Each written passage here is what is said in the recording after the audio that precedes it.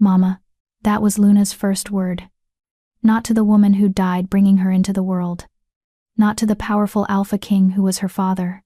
But to the Omega who found her dying in the snow. Rose Forbes had been invisible her entire life.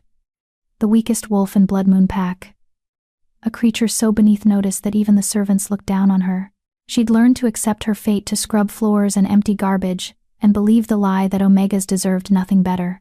Then a baby appeared in her path, abandoned, freezing, dying. And Rose did what no one had ever done for her. She refused to walk away. The moment their hands touched, fate rewrote itself. A mark burned into Rose's wrist, ancient, powerful, undeniable. The Alpha King's mate bond, appearing on the most unlikely wolf imaginable. But this wasn't just about Rose and a powerful mate. This was about a baby who saw what others couldn't, who recognized the silver moon blood hidden beneath an Omega's submissive exterior, who called out to the one wolf strong enough to protect her from the darkness closing in.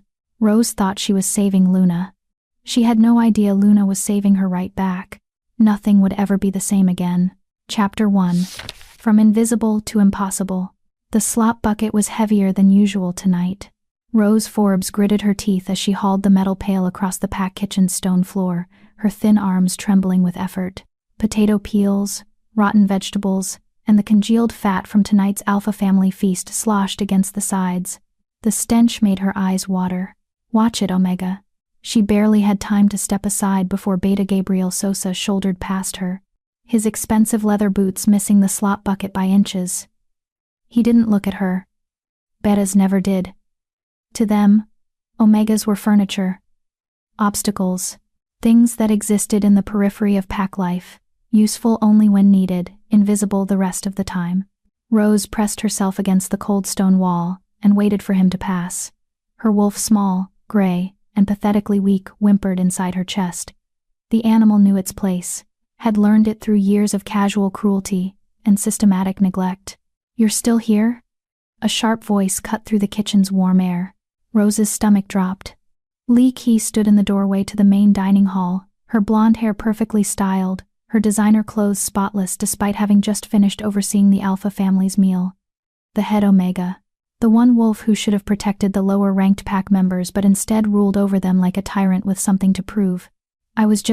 Rose began. "I don't care." Lee strode forward, her heels clicking against the stone. "The Alpha family's dining room needs to be scrubbed. The grease from tonight's roast splattered everywhere, and I'm not about to let Luna Maxine see filth in her home." Rose's shoulders sagged. She'd already been working for 14 hours straight. Her back ached. Her hands were raw from harsh cleaning chemicals, and the slop bucket still needed to be emptied before the contents froze in the night air. "I'll do it as soon as I come." Lee's hand shot out and knocked the bucket from Rose's grip. The metal pail hit the floor with a deafening clang. Rotten vegetables and congealed fat exploded across the stone, splattering Rose's worn shoes and the hem of her already stained dress. "Oops." Lee's smile was razor sharp. "Looks like you've got another mess to clean up first. Better hurry, Omega." Luna Maxine doesn't tolerate laziness. She turned on her heel and walked away, her laughter echoing off the kitchen walls. Rose stood in the spreading pool of filth, her hands clenched at her sides. Her wolf snarled inside her chest, a pathetic, powerless sound.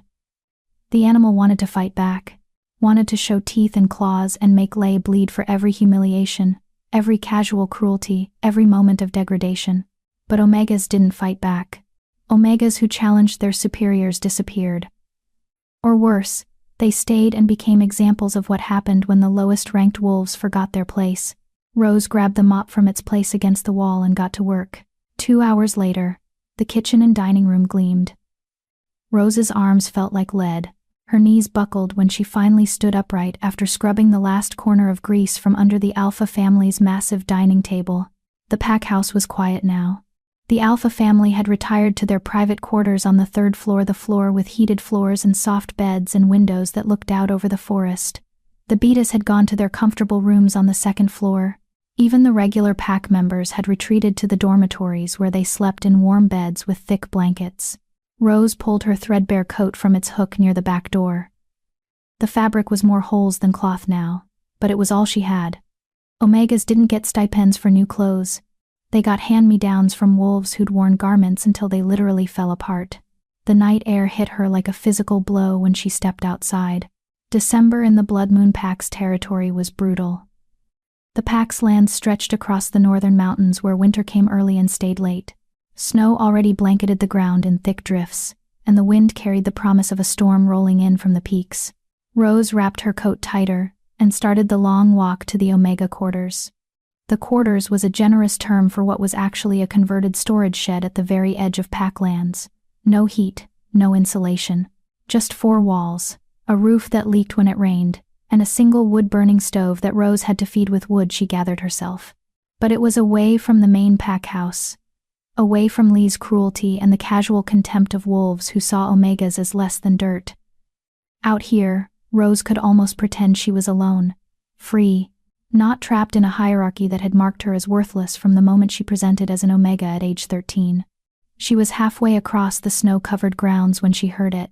A cry, faint, weak, almost lost in the howl of wind through the trees. Rose stopped walking. Her wolf's ears perked up inside her mind, straining to hear past the storm. For a moment, there was nothing but the whistle of wind and the creak of ice-laden branches. Then it came again. A baby's cry. Rose's breath caught in her throat. The sound was coming from the forest, from the dark stretch of woods that bordered the Pack's territory to the north. No one went into those woods at night. The northern forest was wild, untamed, full of rogues and predators, and things worse than either. The cry came a third time, weaker now, fading. Rose's feet moved before her brain caught up. She plunged into the tree line, her worn boots sinking into snow that came up to her knees. The wind bit through her coat like teeth. Ice crystals stung her cheeks. Her wolf whined in protest. This was dangerous, stupid, the kind of thing that got Omegas killed. But Rose couldn't stop. The crying was so weak now, so faint. A baby was out here, alone in the snow, and if Rose didn't find it soon, there, a bundle of cloth half buried in a snowdrift beneath a massive pine tree. Rose dropped to her knees and brushed away the snow with trembling hands. The cloth was fine, expensive silk that had no business being out in these woods, and wrapped inside was a baby, a tiny, perfect baby girl with dark hair and skin that was already turning blue from the cold. No, no, no. Rose scooped the infant into her arms, tucking the child against her chest and wrapping her coat around them both. The baby wasn't crying anymore, wasn't moving. Her little chest barely rose and fell with shallow, desperate breaths. She was dying. Rose's wolf howled inside her mind. The animal's maternal instincts surged forward. Protect the pup, save the pup, die before letting the pup die. Stay with me. Rose pressed her cheek against the baby's icy forehead. Please stay with me. You're going to be okay. I promise you're going to be okay. The baby's eyes fluttered open. They were gold. Bright, burning gold, the mark of alpha blood. This wasn't just any baby. This was an alpha's child, and someone had left her here to die. Rose's mind raced. She needed to get the baby warm. Needed to get her to the pack doctor. Needed to find out who this child belonged to and why she'd been abandoned in the snow like garbage. But first, she needed to warm the baby up enough to survive the trip back. Rose shifted the infant in her arms, pulling the silk wrapping tighter and rubbing the child's tiny hands between her own. The baby's fingers were like ice. Her lips were gray. She wasn't going to make it if Rose didn't do something now. Come on. Rose brought the baby's hand up to her mouth, breathing warm air over the frozen fingers. Come on, little one. Fight. Please fight. The baby's tiny hand flexed. Her fingers wrapped around Rose's thumb, and the world exploded. Pain. White-hot, searing, unbearable pain that started at Rose's wrist and shot up her arm like lightning. She screamed. The baby fell from her arms into the snow as Rose collapsed, clutching her wrist. The pain was unlike anything she'd ever felt, worse than breaking bones, worse than silver burns, worse than anything her wolf could have prepared her for. Something was carving itself into her skin. No, not carving, burning, branding. Rose forced her eyes open through tears of agony and looked down at her wrist. A mark was appearing on her skin. Black lines that glowed with golden light, forming an intricate pattern of circles and ancient symbols that Rose didn't recognize, but her wolf understood instantly. Her wolf threw its head back and howled. Because that mark, that impossible, legendary mark that hadn't been seen in 100 years, meant only one thing. The Alpha King's mate mark. The brand that appeared on the wrist of the one wolf in all the world chosen by fate itself to stand beside the most powerful alpha alive. The mark that signified a bond so deep, so unbreakable, that not even death could sever it. The mark that had just burned itself into the wrist of the Blood Moon Pack's weakest, most worthless Omega. Rose stared at the glowing symbols on her skin, her mind refusing to process what she was seeing. This wasn't possible. Fate didn't choose Omegas, didn't reach down and touch wolves like her wolves who were barely worth the air they breathed. The mark pulsed once, twice, then faded from gold to black. The pain vanished as suddenly as it had come. Rose sat in the snow, trembling, her wrist still tingling where the mark had burned itself into her flesh. She looked down at the baby, the tiny alpha child who was now staring up at her with those impossible gold eyes. The baby smiled, and Rose realized with perfect, terrible clarity that her life had just changed forever. Chapter 2. The Mark That Changes Everything. Rose didn't know how long she sat in the snow, staring at the black mark on her wrist. It couldn't be real. Marks like this didn't appear on wolves like her. The Alpha King's mate mark was the stuff of legends, stories whispered around fires about fated bonds so powerful they could shake the foundations of pack hierarchies. Stories about Lunas who commanded respect with a single glance, who stood beside the most dominant wolf in existence as an equal. Not stories about Omegas who scrubbed floors and emptied slop buckets. The baby cooed softly, pulling Rose back to reality. Right. The baby. The dying infant who'd somehow triggered this impossible mark. Rose scooped the child back into her arms, careful this time not to let their skin touch directly. The baby was still dangerously cold, her lips still tinged with gray, but her eyes were open now. Alert. Those unsettling gold eyes watched Rose with an awareness that seemed far too ancient for an infant. "Who are you?" Rose whispered to the child. "And what did you just do to me?" The baby gurgled and wrapped her tiny hand around a strand of Rose's dark hair. Rose stood on shaking legs and started back toward the pack house. Every step felt surreal, like she was moving through a dream. The mark on her wrist tingled with residual heat, a constant reminder that something fundamental had shifted in the universe. She needed help. Needed someone to tell her what this mark meant, why it had appeared, what she was supposed to do now. But who could she tell? Not Lei. The head Omega would probably accuse Rose of witchcraft or deception. Omegas didn't get mate marks from Alpha Kings, not the Beta Wolves who saw her as furniture. Not Luna Maxine, who barely acknowledged Rose's existence, except to complain about imperfect cleaning. Rose's steps slowed as she emerged from the tree line. The pack house loomed ahead, its windows glowing with warm light. Somewhere inside, the Alpha family slept in their comfortable beds, completely unaware that their lowest-ranked pack member had just been branded by fate itself. A bark shattered the night's silence. Rose froze. 3 wolves materialized from the shadows near the pack house's eastern wing. Patrol wolves. Betas who guarded the territory's borders and kept watch during the night hours. "Who's there?" The lead wolf, a massive gray male, Rose recognized as Beta Daryl Costa, stepped forward, his eyes glowing in the darkness. "Identify yourself." Rose's wolf whimpered and tried to make her submit immediately. But something was different now. The mark on her wrist pulsed with warmth, and her wolf felt steadier, less inclined to roll over and show its belly to every dominant wolf that crossed their path. "It's Rose Forbes," she called out, her voice stronger than she expected. "I found a baby in the woods. She needs help." Daryl closed the distance in 3 long strides. The other patrol wolves, Dave Hansen and Nicholas Warren, flanked him, their expressions hardening when they saw what Rose carried. "What the hell were you doing in the northern woods?" Daryl demanded. His eyes locked onto the baby, and something flickered across his face. Recognition? Fear? "I heard crying," Rose said. She pulled her coat tighter around the infant, shielding the child from the beta's scrutiny. She was buried in the snow. Someone left her there to die. "Let me see the child." Daryl reached for the baby. Rose's wolf snarled a sound that shocked her as much as it shocked the betas. Omegas didn't snarl at betas, didn't refuse direct commands, didn't show teeth to wolves 10 times more dominant. But Rose found herself stepping back, holding the baby tighter. "She's cold," Rose said through gritted teeth. She needs the pack doctor, not an interrogation. Daryl's eyes narrowed dangerously. Did you just refuse? Let her pass. The new voice cut through the tension like a blade. All 4 wolves turned. Luna Maxine Rasmussen stood in the pack house's doorway, wrapped in a silk robe that probably cost more than everything Rose owned combined. The Luna was beautiful in the way powerful she-wolves always were, tall, elegant, with platinum blonde hair and ice blue eyes that missed nothing. Bring the child inside, Maxine commanded. Now. Rose didn't need to be told twice. She hurried past the stunned Betas and up the pack house steps. Maxine stepped aside to let her enter, and Rose caught the Luna's sharp inhale when she passed. The mark. Maxine had seen the mark, but the Luna said nothing, just gestured for Rose to follow her deeper into the house. The pack house's interior was warm, almost stifling after the brutal cold outside.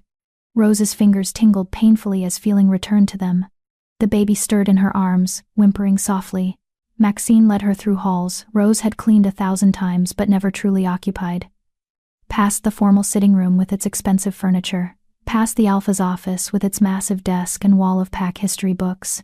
Up a flight of stairs Rose had scrubbed on her hands and knees just yesterday. They stopped outside a door Rose had never been allowed to approach. The Alpha's private wing. Wait here. Maxine disappeared through the door without another word. Rose stood in the hallway, clutching the baby and trying not to panic. Her heart hammered against her ribs. The mark on her wrist felt like it was burning again, though when she glanced down, it looked the same as before, black lines forming an intricate pattern of circles and ancient symbols. What was happening? Why had Maxine brought her here instead of to the pack doctor? Voices murmured behind the closed door. Rose's wolf ears strained to hear, catching fragments. Can't be. The mark is genuine. Security breach. Someone got past. The child has alpha blood. I can smell it from. The door flew open. Alpha Philip Bright strode into the hallway, and Rose's wolf immediately tried to force her to her knees.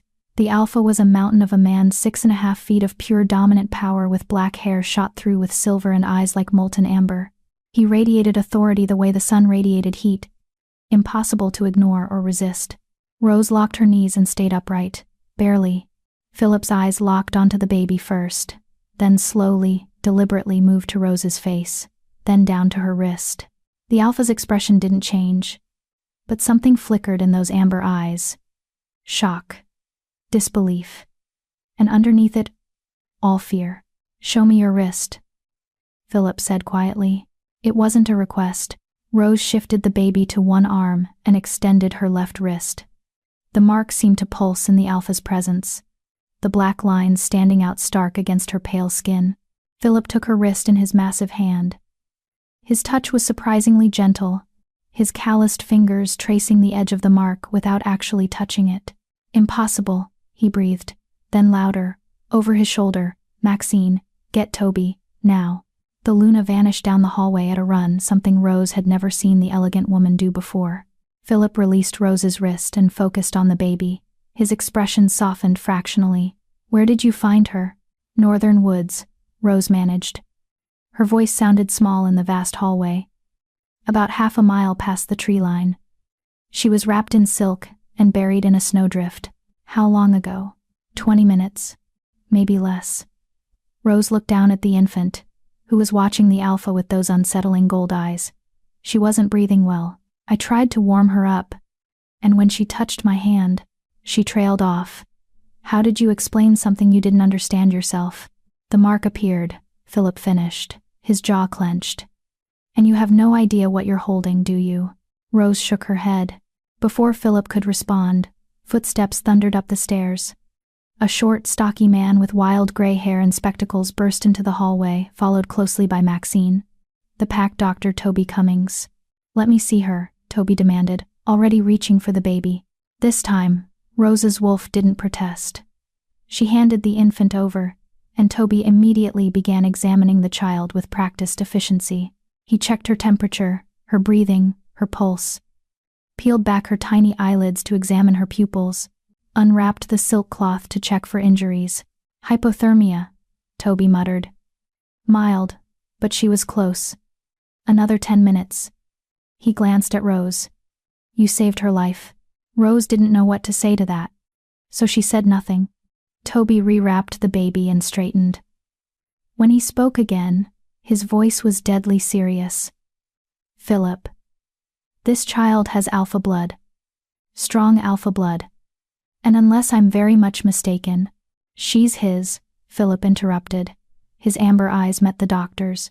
She has to be. His? Rose couldn't stop herself from asking. Whose? The three adults exchanged loaded glances. The Alpha King's, Maxine said softly.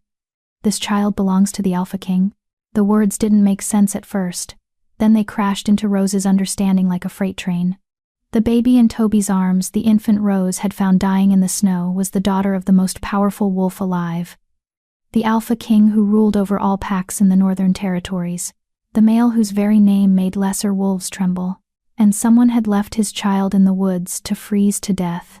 That's impossible, Rose whispered. The Alpha King would never abandon his child. Everyone knows He didn't. Philip cut her off. His expression was grim. Someone took her. Someone breached the king's security, stole his daughter, and dumped her in our territory to die. The implications crashed down on Rose like an avalanche.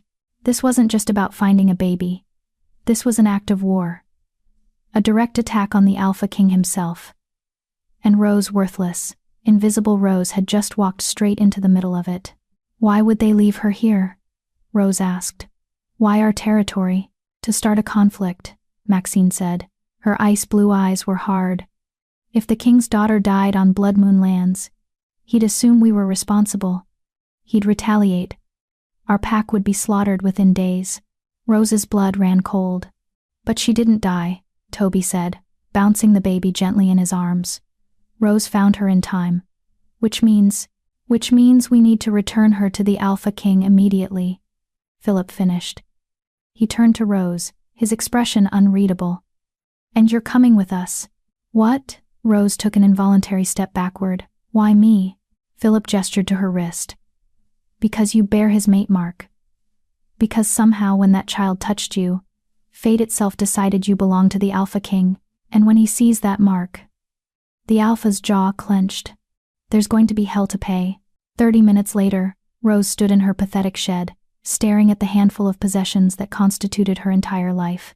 2 threadbare dresses, a pair of worn boots, a single blanket with more holes than fabric, a chipped mug she'd salvaged from the pack house trash 5 years ago. This was it. This was everything she owned. And apparently she was about to leave it all behind, to travel to the Alpha King's territory and explain why his mate mark had appeared on the wrist of a nobody Omega. You have 5 minutes. Rose turned to find Beta Daryl Costa standing in her doorway, his expression carefully neutral. The patrol wolf had been assigned to escort her back to the pack house once she'd gathered her things. I don't need 5 minutes, Rose said quietly. She grabbed her spare dress and the blanket, shoving them into a canvas bag that had seen better decades. Daryl watched her in silence for a moment. Then, for what it's worth, I don't think you had anything to do with the child's abduction. Rose looked up sharply. Does anyone think I did? Lee does. Daryl's mouth twisted. She's been spreading rumors since Maxine dragged you into the Alpha's wing. Says you probably stole the baby yourself to get attention. Says Omegas are always looking for ways to rise above their station. Of course Lee was. Rose shouldn't be surprised the head Omega had spent years making Rose's life miserable. Why stop now? What do you think? Rose asked. Daryl shrugged. I think fate works in mysterious ways. And I think that mark on your wrist is going to cause more chaos than anyone's ready for. He stepped aside from the doorway. Come on. Alpha Philip wants to leave within the hour. Rose took one last look at her shed at the place that had been her only refuge for 6 years. Then she followed Daryl out into the night. The pack house was in controlled chaos when Rose returned. Wolves moved with purpose through the halls, preparing for the journey to the Alpha King's territory. Supplies were being loaded into vehicles. Warriors were checking weapons. The air buzzed with tension and barely suppressed fear. Rose followed Daryl to the main foyer, where Alpha Philip stood reviewing maps with several of his top betas. Luna Maxine was there too, dressed in traveling clothes and looking every inch the powerful she-wolf she was. And standing slightly apart from the others, Wrapped in a warm blanket and sleeping peacefully in Toby's arms was the baby, Rose. Philip looked up from his maps. You'll ride with Maxine and me in the lead vehicle. The baby stays with you at all times. Why? Rose couldn't help asking. Wouldn't she be safer with? She's safest with you, Philip interrupted. That mark on your wrist? It appeared when she touched you, which means on some level, metaphysical or otherwise, she recognizes you as her father's mate. She'll be calm with you, compliant. And if we run into trouble on the road? He hesitated. The mark might offer you some protection. Rose doubted that very much, but she nodded anyway. Good. Philip rolled up his maps. We leave in 20 minutes. Stay close to Maxine, and don't talk to anyone about that mark. The fewer wolves who know about this, the better. Rose agreed, and moved to stand beside the Luna, who was reviewing a list on a tablet with swift, efficient swipes. You're handling this better than I expected, Maxine said without looking up. Rose wasn't sure how to respond to that, so she simply said, I don't have much choice. No, Maxine agreed. You don't. She finally looked at Rose, her ice blue eyes assessing.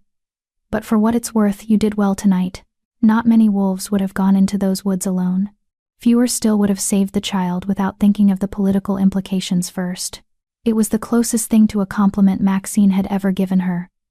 Rose felt something warm unfurl in her chest, gratitude mixed with surprise. Thank you, Luna. Maxine's expression softened slightly.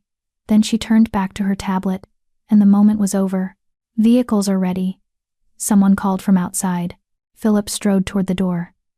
Let's move. I want to be on the king's lands before dawn. The pack mobilized with military precision. Rose found herself ushered into a massive black SUV with tinted windows and leather seats that probably cost more than she'd earn in a lifetime. Maxine slid in beside her, and Toby handed over the baby before climbing into a second vehicle. The infant stirred when Rose took her, those gold eyes opening briefly before closing again. She trusts you, Maxine observed as the convoy began to move. Rose looked down at the tiny face, at the impossible child who'd somehow upended her entire existence in the space of 30 minutes. I don't even know her name, Rose said softly. She doesn't have one yet, Philip said from the driver's seat. His eyes met Rose's in the rearview mirror. Alpha King Gary Fletcher was waiting to name her until her mother chose. But the mother died in childbirth 3 weeks ago. Rose's heart clenched. This baby had already lost her mother. And someone had tried to take her father from her too by leaving her to die. What kind of monster would do this? Rose whispered. The kind who wants to watch the Northern Territories burn? Maxine said grimly. The kind who'd start a war between the Alpha King and every pack in the region just to seize power in the chaos. Rose held the baby tighter and stared out the window as the Blood Moon Pack's territory disappeared behind them. Ahead, in the darkness, lay the Alpha King's lands. And on Rose's wrist, the impossible mark pulsed with warmth, a constant reminder that her life as an invisible Omega was over. Whether she was ready or not, fate had chosen her. Now she just had to survive whatever came next. Chapter 3. When Destiny Knocks at Midnight. The convoy moved through the night like a chain of silent predators. Rose watched the landscape blur past her window, dense forests giving way to open valleys, then climbing back into mountain passes where the snow lay thick and pristine. The baby slept peacefully in her arms, seemingly oblivious to the tension radiating from every wolf in the vehicle. They'd been driving for 2 hours, and no one had spoken since they left Blood Moon territory. Rose's mind wouldn't stop racing. The mark on her wrist tingled constantly now, a low hum of energy that made her wolf restless and alert. Every few minutes she found herself glancing down at the black lines, half expecting them to have disappeared. Surely this was all some elaborate dream. Surely she'd wake up in her shed, cold and alone, and discover that none of this had happened. But the weight of the baby in her arms was real. The expensive leather seat beneath her was real. And when she looked at her wrist, the mark was still there, stark and undeniable. We're crossing into neutral territory now, Philip said from the driver's seat. His eyes constantly scanned the road ahead and the rearview mirror. Stay alert. If someone was bold enough to steal the king's daughter, they might be bold enough to try finishing the job. Maxine's hand moved to the weapon holstered at her hip. How far to the king's lands? Another hour, maybe less if the roads stay clear. Philip's jaw clenched. I sent word ahead. The king knows we're coming. Rose's stomach dropped. What did you tell him? The truth. Philip's eyes met hers in the mirror again. That we found his daughter. That she's alive and unharmed. And that the wolf who saved her bears his mate mark. How did he react? Rose's voice came out smaller than she intended. Philip's expression darkened. He didn't. The message I got back simply said to bring you both to the king's hall immediately upon arrival. No questions. No elaboration. That couldn't be good. Rose looked down at the sleeping baby and felt her wolf whine anxiously. What if the Alpha King thought she'd had something to do with the abduction? What if he saw the mark as some kind of trick or deception? Omegas didn't become Alpha King's mates. That wasn't how the world worked. Stop spiraling, Maxine said quietly beside her. Rose startled. I wasn't. You were. I can smell the anxiety coming off you in waves. The Luna's ice-blue eyes were surprisingly gentle. Whatever happens when we arrive, remember this, you saved that child's life. You risked your own safety to help someone you didn't know. That counts for something. Even in the Alpha King's court, Rose wanted to believe that. But she'd spent too many years being told that Omegas didn't count for anything to fully trust Maxine's words. The convoy climbed higher into the mountains. The forest pressed close on both sides of the narrow road, branches heavy with snow that occasionally dropped onto the vehicle's roofs with soft thuds. Rose's wolf grew more agitated with each passing mile, sensing they were entering territory far more dangerous than Blood Moon's lands. This was the Alpha King's domain, the seat of power for all northern packs. Wolves who came here uninvited rarely left alive. Contact. Dave Hansen's voice crackled through the vehicle's radio. He was driving the second SUV in the convoy. 3 vehicles approaching from the north. Moving fast. Philip cursed under his breath. Can you identify them? A pause. Then, King's Guard. They're flying the royal banners. Some of the tension drained from Philip's shoulders. Stand down, they're here to escort us. Sure enough, 3 massive black vehicles materialized from the darkness ahead, their headlights cutting through the pre-dawn gloom. They were bigger than Philip's SUVs, armored and clearly built for combat. The lead vehicle pulled alongside them, and Rose caught a glimpse of the wolf driving it. Even through tinted windows, she could feel his dominance. This wasn't just a beta warrior. This was something more, something that made her Omega wolf want to crawl under the seat and hide. The King's Guard vehicle moved in front of them, and the other 2 fell into formation behind the convoy. They were boxed in now, surrounded by the Alpha King's personal warriors. There would be no turning back. The sun was just beginning to rise when they crested the final mountain pass, and Rose got her first glimpse of the Alpha King's territory. She'd heard stories, of course. Every wolf in the northern territories had heard about the king's lands, the vast forests, the mountain strongholds, the pack house that was more castle than residence. But nothing had prepared her for the reality. The valley spread out below them like something from a fairy tale. Dense pine forests blanketed the lower slopes, gradually giving way to open meadows where Rose could see herds of deer grazing in the early morning light. A river cut through the center of the valley, its water dark and swift even in winter. And rising from the northern end of the valley, built into the side of the mountain itself, was the King's Hall. It was enormous. 3 stories of stone and timber that seemed to grow organically from the mountainside, with massive windows that caught the rising sun and threw it back in brilliant flashes of light. Towers rose from each corner, and Rose could see wolves moving along the battlements, guards keeping eternal watch over their king's domain. Goddess, Rose breathed. Impressive, isn't it? Maxine's voice held a note of something Rose had never heard from the Luna before. Awe. I've only been here twice. It's even more overwhelming up close. The convoy descended into the valley on a road that had been carved from the mountainside itself. Rose's ears popped from the altitude change. The baby stirred in her arms, whimpering softly, and Rose automatically began rocking her gently. Shh, she murmured. It's okay, little one. We're almost there. The baby's gold eyes opened and fixed on Rose's face. For a moment Rose could have sworn she saw recognition there, as if this tiny infant knew exactly who Rose was and what the mark on her wrist meant. Then the baby smiled and grabbed Rose's finger with surprising strength. The mark pulsed with warmth. She likes you, Maxine observed. I think she's the only one who will. Rose said quietly. When the Alpha King sees me in Omega wearing his mate mark, he's going to think I'm either a liar or insane. Or he's going to see what fate intended, Maxine countered. You can't fake that mark, Rose. Every wolf who knows the old legends will recognize it for what it is. The question isn't whether it's real. The question is what the king will do about it. That was what terrified Rose most. The convoy passed through a massive gate, set into the valley's natural stone walls. The king's guard wolves manning the gate snapped to attention as the vehicles rolled past, their eyes tracking every movement with predatory focus. Inside the walls, the king's territory was even more impressive. The forests were well maintained, the roads perfectly paved. Rose could see buildings scattered throughout the valley, pack houses, training facilities, what looked like a massive medical center. This wasn't just a pack, this was a city, a kingdom unto itself. And somewhere in that stone fortress ahead, the Alpha King was waiting. The convoy pulled up to the King's Hall's main entrance. As the sun finally cleared the mountain peaks, Rose's heart hammered against her ribs. Her mouth had gone dry.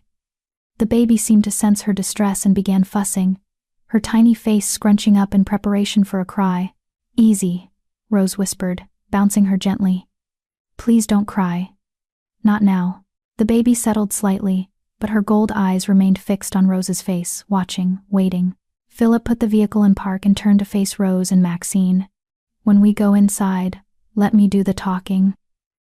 Rose, keep the baby calm and stay close to Maxine. Don't speak unless the king addresses you directly. Don't make eye contact unless he commands it. And whatever you do, don't show fear. That last one might be difficult, Rose admitted.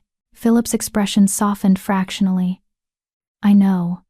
But Omegas who show fear to dominant alphas trigger their predator instincts. The king is already going to be on edge. His daughter was stolen and nearly died. He's going to be looking for someone to blame, someone to punish. Don't give him a reason to focus that rage on you. Rose nodded, though her wolf was already trying to force her into submission posture. The vehicle doors opened. The King's Guard warriors stood at attention on either side of the entrance, their faces carved from stone. Rose climbed out carefully, cradling the baby against her chest. The air here smelled different. Cleaner somehow. Pine and snow. And something else, something wild and powerful that made Rose's wolf whimper in recognition. Alpha dominance. So thick and overwhelming it was almost tangible. And it was coming from inside the hall. Move. One of the guard warriors commanded. His eyes were flat and cold. The king is waiting. Philip led the way up the massive stone steps. Maxine stayed close to Rose's right side, her presence a small comfort in the overwhelming chaos of sensation and emotion. The hall's main doors were twice Rose's height, and carved with intricate scenes of wolves hunting, fighting, ruling. They swung open silently as the group approached, revealing an entrance hall that took Rose's breath away. The ceiling soared 30 feet overhead, supported by massive timber beams that looked like they'd been carved from single trees. Tapestries depicting the history of the northern packs hung from the stone walls, and at the far end of the hall, up a short flight of stairs, sat a throne carved from black wood and inlaid with silver. The throne was empty, but Rose could feel him, could sense the presence of the wolf who ruled from that seat, the dominance that permeated every stone of this building, every breath of air in this valley. The Alpha King was close. This way. Another guard warrior gestured toward a corridor leading off the main hall. They followed him through passages lit by both modern lighting and ancient torches that cast dancing shadows on the walls. Other wolves passed them, betas and gammas and even a few alphas, all of whom stopped and stared at the procession. Rose heard whispers following in their wake. That's the Blood Moon Alpha. Why would they bring their Omega here? The baby is that. Impossible. She was taken 3 days ago. The guard warrior stopped in front of a set of double doors carved with the symbol of the Northern Territories, a wolf howling at a full moon. He knocked twice, sharp and precise. Enter. A voice commanded from within. The voice was deep, resonant, and carried so much alpha dominance that Rose's knees nearly buckled. Her wolf threw itself against her mental restraints, trying desperately to force her into a submissive crouch. The doors opened. The room beyond was a study floor-to-ceiling bookshelves, a massive desk, comfortable chairs arranged near a fireplace where flames crackled merrily. But Rose barely registered any of it, because standing in front of the fireplace, his back to the door, was the Alpha King. Gary Fletcher was taller than Philip by at least 3 inches, his frame heavy with muscle that spoke of constant training and brutal combat. His hair was dark brown, shot through with silver at the temples, cut short and practical. He wore simple clothes, dark pants and a gray Henley, but the power rolling off him in waves was anything but simple. This was a wolf who could crush other alphas without breaking a sweat. A male so dominant that Rose's Omega wolf was screaming at her to submit, to bare her throat, to acknowledge his superiority in every possible way. "Alpha Philip Bright of the Blood Moon Pack," Gary said without turning around. His voice was carefully controlled, but Rose could hear the rage simmering beneath. "You have something that belongs to me." "Yes, Alpha King." Philip's voice was respectful but steady. "Your daughter. Alive and unharmed." Gary's shoulders tensed. "Where did you find her?" "In the northern woods on the border of my territory, buried in a snowdrift, wrapped in silk. She would have died if. Gary turned then, and Rose got her first look at the Alpha King's face. He was handsome in a brutal, dangerous way. Sharp cheekbones, a strong jaw, eyes that were a startling amber gold, the same color as his daughter's. But it was the expression in those eyes that made Rose's blood run cold. Grief, rage, and a hunger for vengeance that promised blood and death to whoever had dared touch his child. Those terrible eyes swept over Philip, over Maxine, and then landed on Rose, on the baby in her arms, and on the mark visible on her exposed wrist. Gary Fletcher went absolutely still. The rage in his eyes transformed into something else, shock, disbelief, and then a flash of something that looked almost like hope before his expression shuttered completely. "You," he said, his voice barely above a whisper. "Who are you?" Rose's wolf finally won its battle and forced her to her knees. She knelt on the expensive rug, cradling the baby carefully, her head bowed in automatic submission. "Rose Forbes, Alpha King," she managed. "Omega of the Blood Moon Pack." Silence. Then Gary Fletcher crossed the room in 3 long strides and dropped to his knees in front of Rose. His hand shot out and captured her wrist, the one bearing his mate mark. His touch sent electricity racing up Rose's arm, and her wolf threw its head back and howled in recognition. Mate. This was their mate. The one wolf in all the world chosen by fate to stand beside them. Gary's thumb traced the edge of the mark, his touch reverent. When he spoke again, his voice was rough with emotion.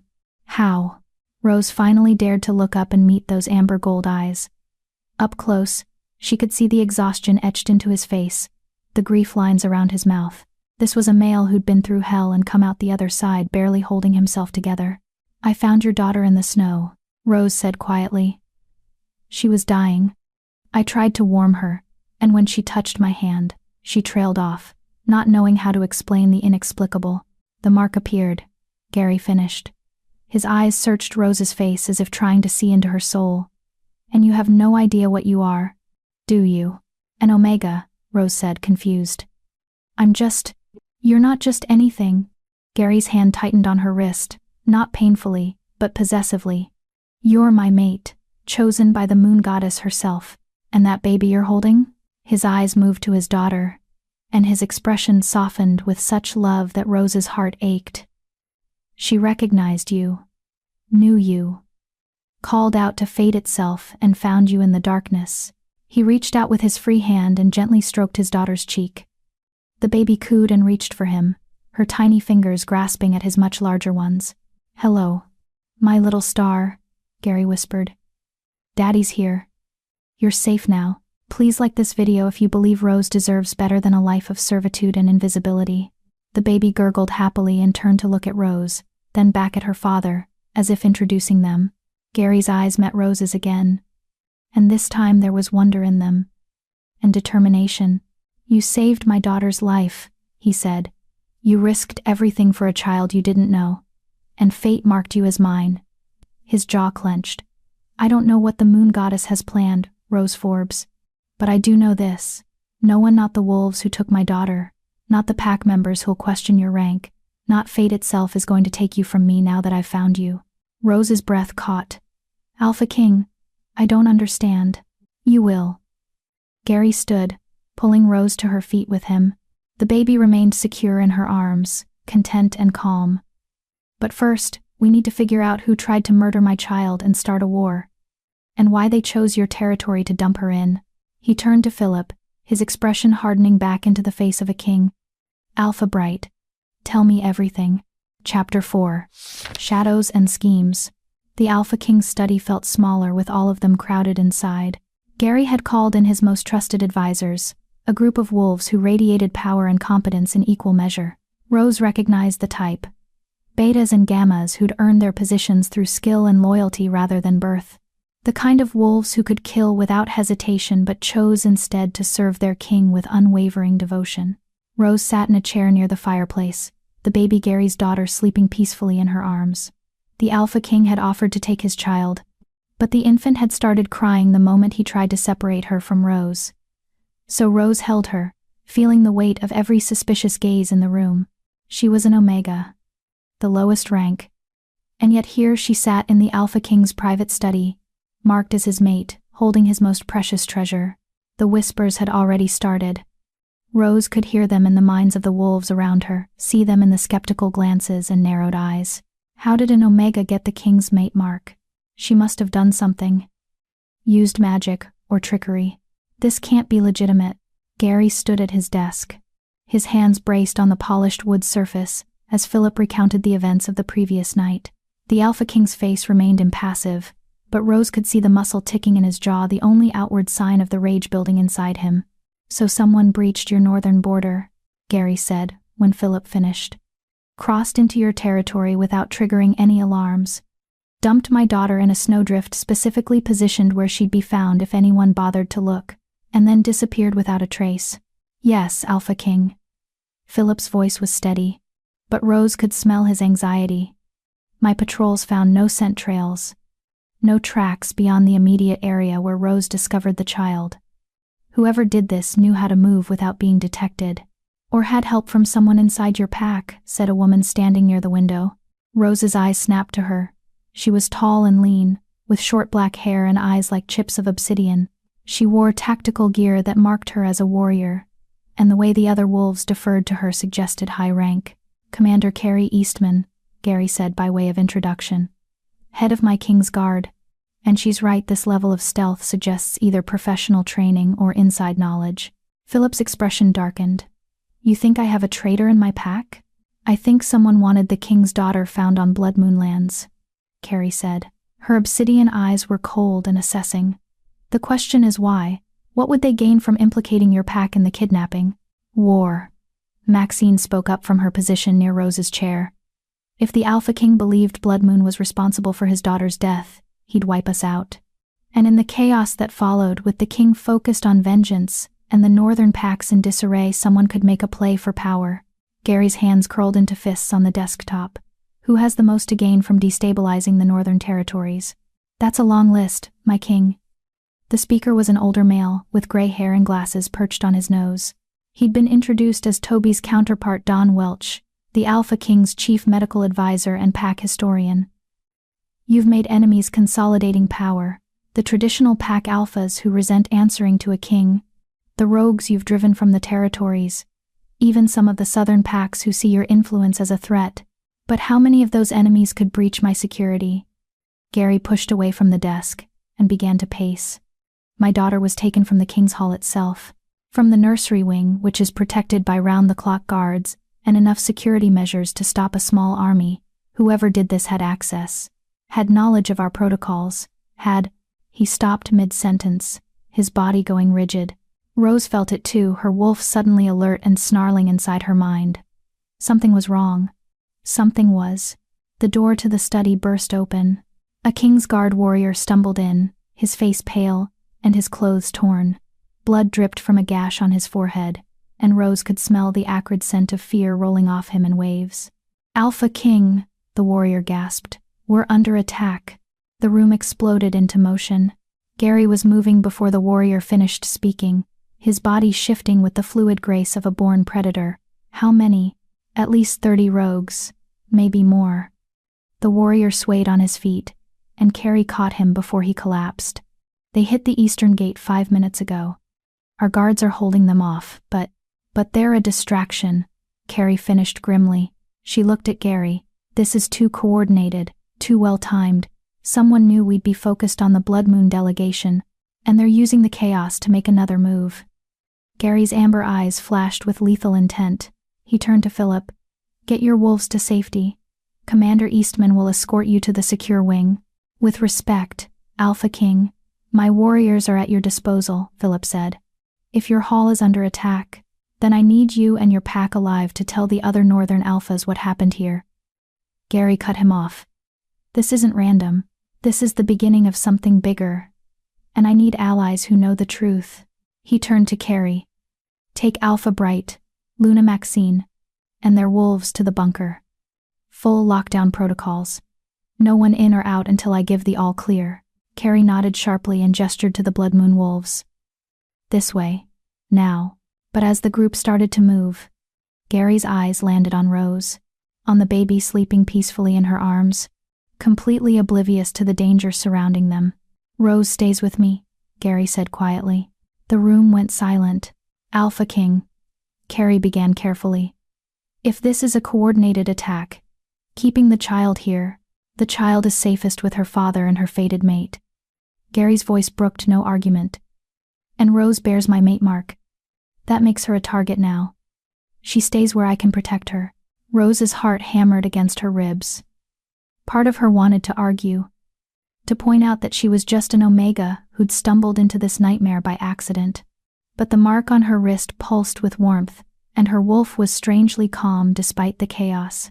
Their mate had claimed them, had chosen to keep them close, and some primal part of Rose trusted that more than logic or fear. I'll stay, Rose said quietly. Gary's expression softened fractionally before hardening back into the mask of an Alpha King preparing for war. Dawn. Take Rose and my daughter to the secure nursery, lock it down, and don't open it for anyone except me or Commander Eastman, understood? Yes, Alpha King. Dawn moved to Rose's side and gently touched her elbow. Come with me, child. Quickly now. Rose stood on shaking legs, cradling the baby against her chest. Gary crossed to them in 2 long strides and pressed a kiss to his daughter's forehead. Be safe, little star, he murmured. Then his eyes met Rose's, and the intensity there stole her breath. Keep her safe. And stay alive. We have a lot to discuss when this is over. Before Rose could respond, he turned and strode from the room, already barking orders into a communication device on his wrist. The other wolves followed him, moving with the organized efficiency of a well-trained military unit. Within seconds, the study was empty, except for Rose, Dawn, and the sleeping baby. This way, Dawn said gently. He led her out a different door, one hidden behind a bookshelf that swung open at his touch. The secure nursery is in the heart of the hall. 3 feet of reinforced stone between it and the outside world. If the rogues breach the outer defenses, you'll be safe there. If? Rose's voice came out higher than she intended. Dawn's expression was grim. The Alpha King has never lost a battle, never surrendered ground, never backed down from a challenge. He guided her down a narrow corridor lit by emergency lighting, but he's also never had someone attack his home with his infant daughter inside. This is personal now. And Gary Fletcher is most dangerous when someone threatens what he loves. They descended a flight of stairs that seemed to go down forever. Rose's ears popped from the pressure change. The baby stirred in her arms but didn't wake, her tiny chest rising and falling with peaceful breaths. Finally, Dawn stopped in front of a massive steel door set into solid stone. He pressed his palm against a scanner, and the door hissed open with the sound of releasing air pressure. The room beyond was surprisingly warm and comfortable. Soft lighting, a crib that looked more expensive than Rose's entire shed, comfortable chairs, and shelves stocked with supplies. One wall was dominated by monitors showing various angles of the King's Hall grounds, and on those monitors, Rose could see the battle beginning. Rogues poured through the shattered Eastern Gate wolves in half-shift form, with matted fur and wild eyes. But the King's Guard met them with brutal efficiency, trained warriors who moved like a single organism, cutting down attackers with lethal precision. And at the front of the defense, Rose saw him. Gary Fletcher in full alpha form a massive wolf with dark fur, and those unmistakable amber gold eyes. He tore through rogues like they were made of paper, his jaws snapping bone, his claws rending flesh. Around him, his guard fought with similar ferocity, creating a wall of teeth and fury that the rogues couldn't breach. "He's magnificent, isn't he?" Dawn said softly. He'd come to stand beside Rose, watching the monitors with a mixture of pride and concern. "I've known Gary since he was a pup, watched him grow from an idealistic young wolf into the king he is today. Never once has he failed to protect what matters most." Rose couldn't look away from the screen, couldn't stop watching as Gary fought with a savage grace that was both beautiful and terrifying. This was her mate, this powerful, deadly, dominant alpha, who ruled the Northern Territories with absolute authority, and somehow, impossibly, fate had decided she belonged at his side. "Why me?" Rose whispered. The question had been building inside her since the mark appeared. "I'm nobody. Just an Omega who scrubs floors and empties garbage. Why would fate choose me to be his mate?" Dawn was quiet for a long moment. Then he said, "Do you know the story of the first Alpha King?" Rose shook her head. 200 years ago, these territories were chaos. Hundreds of small packs, all fighting for resources and dominance. Wolves killed each other over hunting grounds, over insults, over nothing at all. It was a dark time. Dawn gestured to a tapestry on the wall one Rose hadn't noticed before. It depicted a massive white wolf standing on a mountain peak. Then came Balthazar the Uniter.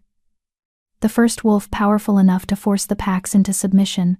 He became the first Alpha King, and brought peace through strength. "What does that have to do with me?" Rose asked. "Balthazar's mate was an Omega," Dawn said quietly. "A she-wolf named Clara who everyone dismissed as weak and worthless. But Clara had a gift. She could see the good in wolves that others had written off, could find worth in the broken and forgotten. And she convinced Balthazar that true strength wasn't about domination. It was about protection, about lifting up those who couldn't lift themselves." Dawn turned to look at Rose directly. "Clara changed the course of history, made the Alpha King into more than just a conqueror, made him into a leader worth following. And she did it not in spite of being an Omega, but because of it, because she understood what it meant to be overlooked, to be treated as lesser, to fight for dignity in a world that said you deserved none." Rose's throat tightened. "You think that's why fate chose me? Because I'm an Omega? I think fate chose you because you're exactly what Gary needs."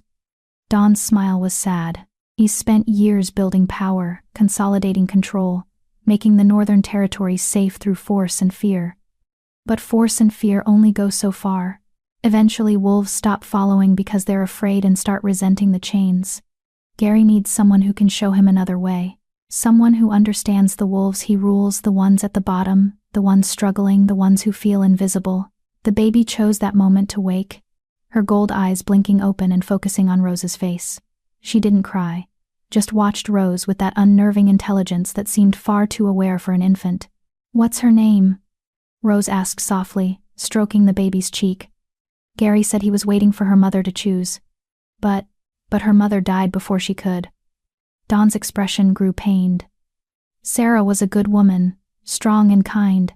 She died bringing this little one into the world, and Gary hasn't been the same since. He won't even name his daughter because he feels like doing so without Sarah would be a betrayal." Rose looked down at the tiny face, at the perfect features and those striking eyes. "She needs a name.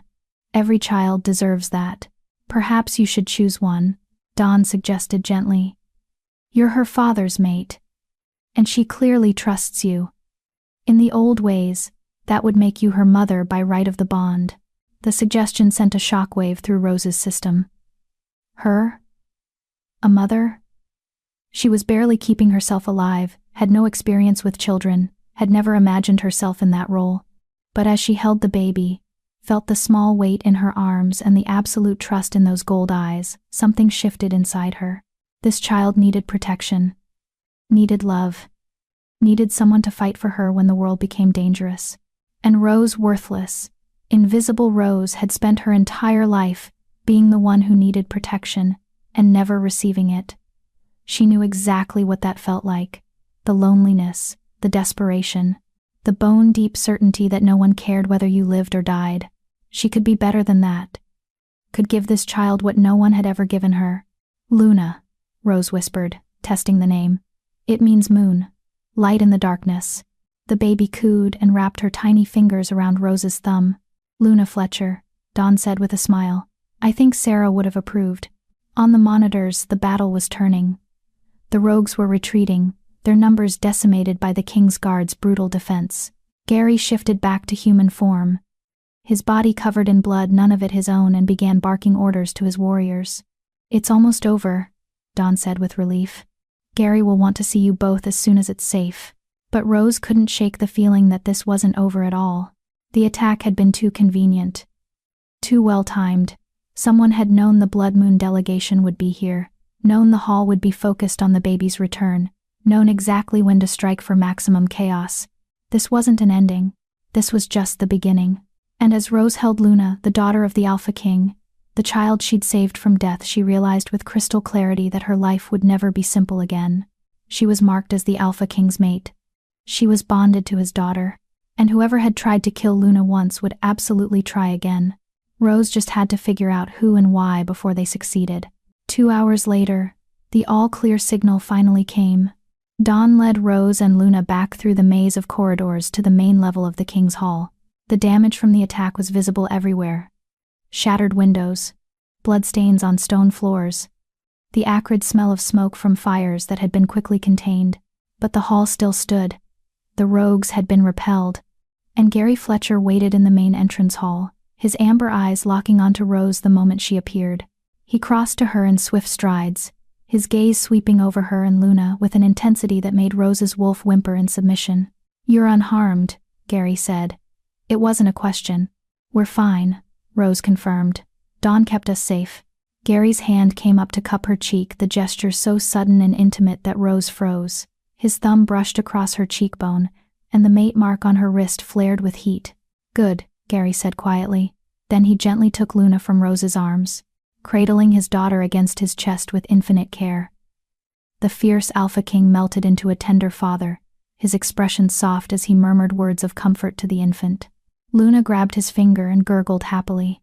I named her, Rose blurted out, while we were waiting. I hope that's okay. Dawn said you hadn't chosen yet, and she needed. What name? Gary interrupted gently. Luna. It means, I know what it means. Gary's eyes met hers, and Rose saw the sheen of tears he was fighting to contain. Sarah wanted to name her Luna, if she was a girl. I told Dawn I couldn't do it alone. Couldn't make that choice without her mother there. His voice roughened. But you chose it anyway. Chose the name Sarah would have wanted. Rose's breath caught. I didn't know.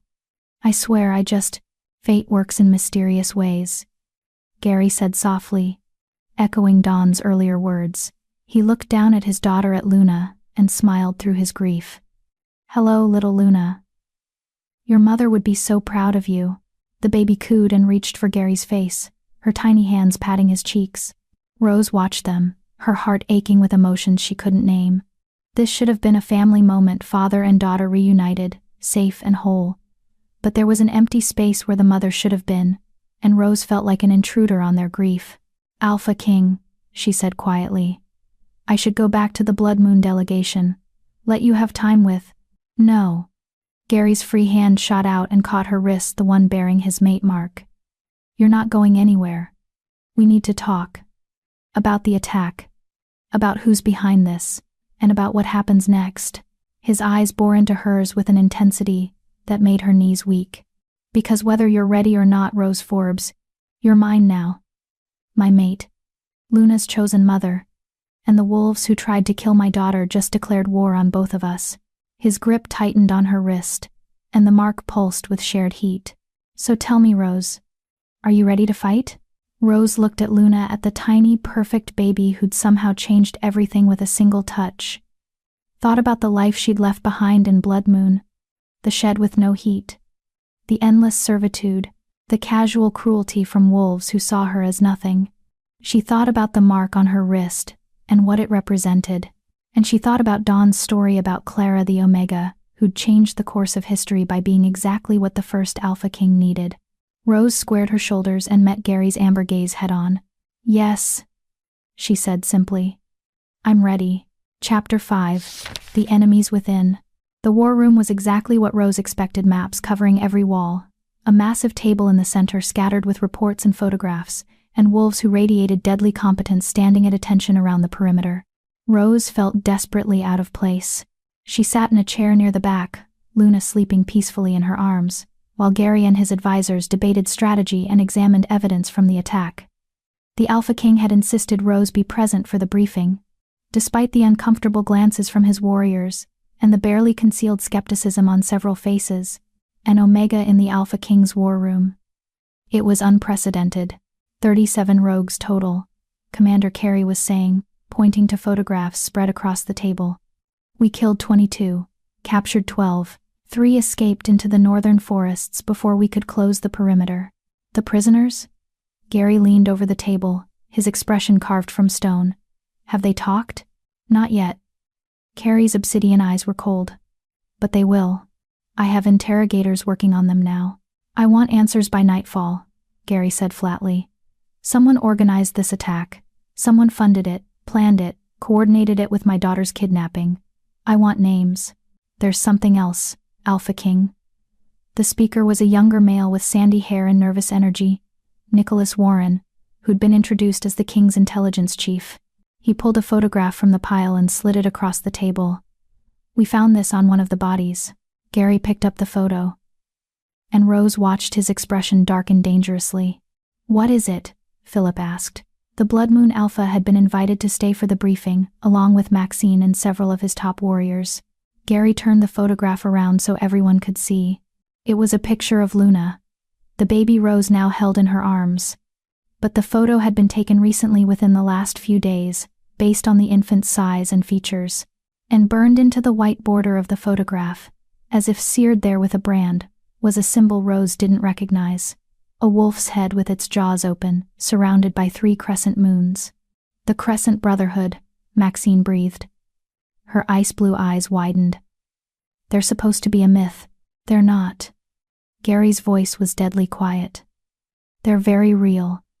And very dangerous. Rose found her voice. What's the Crescent Brotherhood? All eyes turned to her. She fought the urge to shrink back, to make herself smaller and less noticeable. But Gary had said she was his mate now. That she belonged here. She had to act like it. An extremist group, Don said gently from his position near the window. They believe in the old ways, pack alphas ruling their territories without interference. Survival of the strongest. Omegas treated as property rather than pack members. They opposed Gary's coronation as Alpha King, and have been working to undermine his authority for years. They're terrorists, Carey added bluntly. They've bombed pack houses, assassinated alphas who support the king, and spread propaganda about returning to the pure ways of our ancestors. We've been hunting them for 3 years. But they operate in cells. Take down one group, 3 more pop up. And now they have my daughter's photograph, Gary said, his knuckles white where he gripped the edge of the table. Which means they were involved in her kidnapping. We're probably the ones who orchestrated the entire thing. But why dump her on Blood Moon lands? Nicholas asked. If they wanted to kill her, why not just do it? Why the elaborate setup? Because they wanted to start a war, Maxine said quietly. If Luna had died on our territory, the Alpha King would have assumed we were responsible. He would have destroyed Blood Moon Pack, as retribution. And while he was focused on us, distracted by grief and rage, the Brotherhood could have made their move. What move? Rose asked. Gary's amber eyes met hers across the room. A coup. They want to assassinate me and install one of their own as Alpha King. Someone who'll undo everything I've built. The protections for lower-ranked wolves, the laws against pack violence, the unified territories. They want to drag us back to the chaos and bloodshed of 200 years ago. Rose felt Luna stir against her chest. The baby's gold eyes opened and fixed on her father, as if sensing his distress, even from across the room. So what do we do? Philip asked. If the Brotherhood is behind this, they're not going to stop just because their attack failed. They'll try again. We find them first, Gary said with lethal certainty. And we end this. Permanently. That's easier said than done, Nicholas pointed out. The Brotherhood's leader, whoever they are, has stayed hidden for years. We don't even know if they're male or female. Alpha or beta. They could be anyone. Could be in any pack. Could be in this room, Carey added darkly. The temperature in the war room dropped several degrees. Gary's eyes swept over every face present, and Rose saw several wolves shift uncomfortably under that amber stare. The implication was clear. If the Brotherhood had managed to breach the King's Hall security and kidnap Luna, they had help from the inside. There was a traitor among them. We proceed carefully, Gary said, after a long moment. Trust no one outside this room. Nicholas, I want background checks on every wolf who had access to the nursery wing in the last month. Carrie, increase security around Luna and Rose. No one gets close to them without my explicit permission. Alpha King. One of the warriors spoke up hesitantly. About the Omega. Rose's stomach dropped. Here it came. The objections. The arguments that she didn't belong here, that an Omega couldn't be the Alpha King's mate, that this was all some elaborate mistake or deception. Choose your next words carefully, Gary said, his voice dropping to a dangerous growl. Because if you're about to question my mate's legitimacy, we're going to have a problem. The warrior paled. I would never, Alpha King. I was only going to suggest that perhaps, for her own safety, the Omega should return to Blood Moon territory. Keep her out of the Brotherhood's crosshairs until we've neutralized the threat. Gary's expression didn't soften. Rose stays here, under my protection, where I can ensure she's safe. But Alpha King, an Omega in the King's Hall, it's unprecedented. The other packs will talk, will question. Let them question. Gary pushed away from the table and crossed to where Rose sat. He placed one hand on her shoulder, a gesture of possession and protection that made her wolf purr with satisfaction. Rose Forbes is my fated mate. The moon goddess herself chose her, and anyone who has a problem with that can take it up with me personally. The challenge in his voice was unmistakable. Rose felt the weight of it settling over the room like a physical thing, pressing down on every wolf present until they lowered their eyes in submission. No one argued further. Good, Gary said. Now get to work. I want the Brotherhood's leader identified within 72 hours. Use every resource at our disposal. Call in favors from allied packs. Offer rewards for information. I don't care what it takes, find them. The wolves scattered, moving with renewed purpose. Within minutes, the war room had emptied except for Gary, Rose, Luna, and Dawn, who remained by the window looking thoughtful. Gary knelt beside Rose's chair, his eyes level with hers. Up close, she could see the exhaustion etched into his face, the grief lines that had deepened since Luna's kidnapping, the weight of responsibility that pressed down on him every moment. Are you okay? He asked quietly. The question surprised Rose. No one ever asked if she was okay. Omegas weren't supposed to have feelings that mattered, needs that deserved attention. I think so, Rose managed. It's just a lot. All of this. Yesterday I was scrubbing floors, and now you're caught up in a conspiracy that could destroy the Northern Territories, Gary finished grimly. I'm sorry. You didn't ask for any of this. Neither did she. Rose looked down at Luna, who was watching them both with those two intelligent gold eyes. She's just a baby. She shouldn't have to grow up with people trying to kill her. No, she shouldn't. Gary's hand came up to stroke his daughter's cheek, his touch infinitely gentle. But she's an Alpha King's daughter. Threats and danger will always be part of her life. All I can do is make sure she's strong enough to face them, and loved enough to know she's worth fighting for. Luna grabbed her father's finger and held on tight. Rose watched them, her heart aching. This was what family should look like: a parent's fierce love, a child's innocent trust. Everything Rose had never had, growing up. Her own parents had abandoned her at the Pack orphanage when she presented as an Omega at 13. Too ashamed of their low-ranked daughter to keep her. She'd bounced between foster homes for a few years before ending up in Blood Moon Pack service, where at least she had a roof over her head and regular meals. But she'd never had this. This bone-deep certainty that someone would fight for her, would die to keep her safe. Rose. Gary's voice pulled her back to the present. I need to ask you something, and I need you to be completely honest. Rose's pulse quickened. Okay. Do you want this? Gary gestured between them, then to Luna. This bond. This life. Being my mate means being a target. Means being pulled into politics and danger in situations no Omega should have to face. If you want to go back to Blood Moon, if you want to reject the bond, I won't stop you. I'll make sure you're protected and provided for, but I won't force you into. I want to stay, Rose interrupted. Gary stopped mid-sentence, his amber eyes searching hers. You're sure? No, Rose admitted. I'm terrified. I have no idea what I'm doing. I don't know how to be a mate, or a mother, or anything beyond a servant. But, she looked down at Luna, who was watching her with such trust and affection that Rose's throat tightened. But she needs me. And I think maybe I need her too. Need you. Rose's voice dropped to barely a whisper.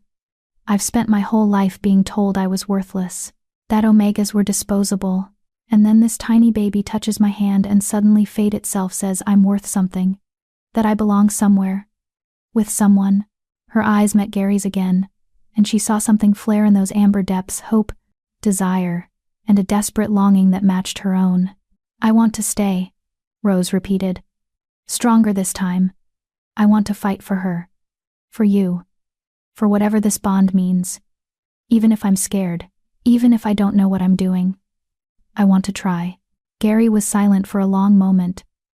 Then he reached up and cupped her face in both hands, his thumbs brushing away tears Rose hadn't realized she was crying. You're not worthless, he said fiercely. You're brave and compassionate and stronger than you know. You saved my daughter's life when you could have walked away. You came to a strange territory and stood before an alpha king without backing down.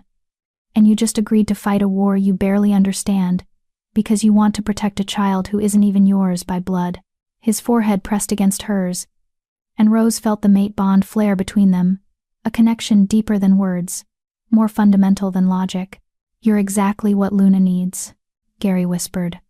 What I need, and I swear to you, Rose Forbes, I will protect you, will fight for you. Will make sure no one ever treats you as less than the treasure you are. You're my mate, my equal. And anyone who tries to hurt you will answer to me. The promise in his voice sent shivers down Rose's spine. This was an Alpha King's vow, absolute and unbreakable. And for the first time in her life, Rose felt safe. That evening, Rose was given a suite of rooms in the king's private wing. The space was larger than her entire shed back in Blood Moon. A bedroom with a bed so soft Rose was almost afraid to touch it. A private bathroom with heated floors and a tub big enough to swim in. A sitting area with comfortable furniture and windows overlooking the valley. And connected to her suite by a private door, the nursery where Luna slept in her expensive crib, monitored by cameras and protected by guards stationed outside the main entrance. Rose stood in the nursery, watching the baby sleep, and tried to process the surreal turn her life had taken. 24 hours ago, she'd been nobody. Now she was the Alpha King's fated mate, sleeping in luxury, protected by the most powerful warriors in the Northern Territories. It felt like a dream. Like she'd wake up any moment back in her cold shed, and all of this would evaporate like morning mist. She sleeps peacefully around you. Rose spun to find Gary standing in the doorway, still dressed in the tactical gear he'd worn during the battle. Blood stained his shirt, rogue blood, she reminded herself, and his hair was disheveled from constant running of fingers through it. But his eyes were soft as he looked at his sleeping daughter. I didn't hear you come in, Rose said. Old habit. Moving quietly, Gary crossed to the crib and looked down at Luna. She usually cries when I put her down, wants to be held constantly, but with you, she's calm, content. Maybe she just knows I'm not going anywhere, Rose said softly. Gary's eyes met hers across the crib. Are you settling in okay? If you need anything. This is more than I've ever had, Rose interrupted. Back in Blood Moon, I lived in a converted shed with no heat and a roof that leaked when it rained. This. She gestured to the nursery's warmth and comfort. This is more than I ever dreamed of. Gary's expression darkened. They made you live in a shed? An Omega of their pack? Omegas don't get pack housing, Rose explained. We get whatever space is left over after everyone else is accommodated. Sometimes that's a corner of the servants' quarters. Sometimes it's repurposed storage buildings. We make do. That's going to change, Gary said quietly. His hands gripped the crib's railing, and Rose heard the wood creak under the pressure. When this is over, when the Brotherhood is dealt with, I'm implementing new laws, minimum standards for all pack members, regardless of rank. No one should live in a shed without heat. No one should be treated as disposable. Rose's heart squeezed. You'd do that? Change centuries of tradition because it's wrong. Gary looked at her directly.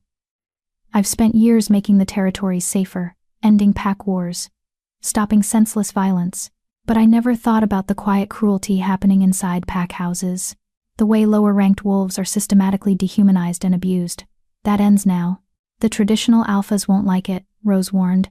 They'll see it as you overstepping, interfering with pack hierarchy. Let them complain. Gary's smile was sharp and dangerous. I'm the Alpha King. They answer to me, and if they have a problem with treating their pack members with basic dignity, they can take it up with my guard. Rose believed him. Believed he would actually do it, would change laws and challenge traditions just because an Omega had told him about living in a shed. The realization made her chest tight with emotion she couldn't name. Thank you, she whispered. Gary moved around the crib until he stood directly in front of her, close enough that Rose could feel the heat radiating from his body, smell his scent, pine and snow, and something uniquely him that made her wolf whine with longing. You don't have to thank me for basic decency, Gary said. His hand came up to cup her cheek, thumb brushing across her skin in a gesture that was becoming familiar. You're my mate, Rose. What hurts you, hurts me. What you need, I'll provide. That's what the bond means. I don't know what I'm supposed to do, Rose admitted. How I'm supposed to act. What a mate does. You be yourself, Gary said simply. That's all I need. Your honesty, your compassion, your strength. His other hand came up so he was cradling her face in both palms. And maybe, eventually, your trust. I know I'm asking a lot. Know you barely know me. But I want you to feel safe here. Want you to know that I'll never hurt you or use you or treat you as anything less than my equal. Rose's eyes burned with unshed tears. Why are you being so kind to me? Gary smiled, a real smile that transformed his stern face into something almost boyish. Because you're mine. And I take care of what's mine. Then he leaned down and pressed his lips to her forehead, a gentle kiss that sent electricity racing through Rose's entire body. The mate mark on her wrist flared with heat, and her wolf threw its head back and howled with joy. Mate. This was their mate. The one wolf in all the world meant for them. When Gary pulled back, his eyes had darkened to liquid amber. Get some rest. Tomorrow we start planning our next move. And Rose? Yes. Welcome home. But as Rose lay in her impossibly soft bed that night, sleep refused to come. Her mind wouldn't stop racing. The attack. The Brotherhood. The conspiracy that was apparently trying to tear down everything Gary had built. And underlying it all, the nagging certainty that something was wrong. Something she was missing. The attack had been too convenient. Too perfectly timed. Someone had known the Blood Moon delegation would be arriving. Had known Luna would be with Rose. Had known exactly when to strike. Which meant the traitor, whoever they were, had access to the Alpha King's private communications, his security briefings, his most sensitive information. Rose sat up in bed, her heart pounding. If there was a traitor close to Gary, then no one was safe. Not her, not Luna, not even the Alpha King himself. She climbed out of bed and padded quietly to the nursery. Luna slept peacefully in her crib, completely oblivious to the danger surrounding them. Rose stood in the doorway, watching the baby's tiny chest rise and fall, and made a silent vow. She would protect this child. Would figure out who was behind the conspiracy.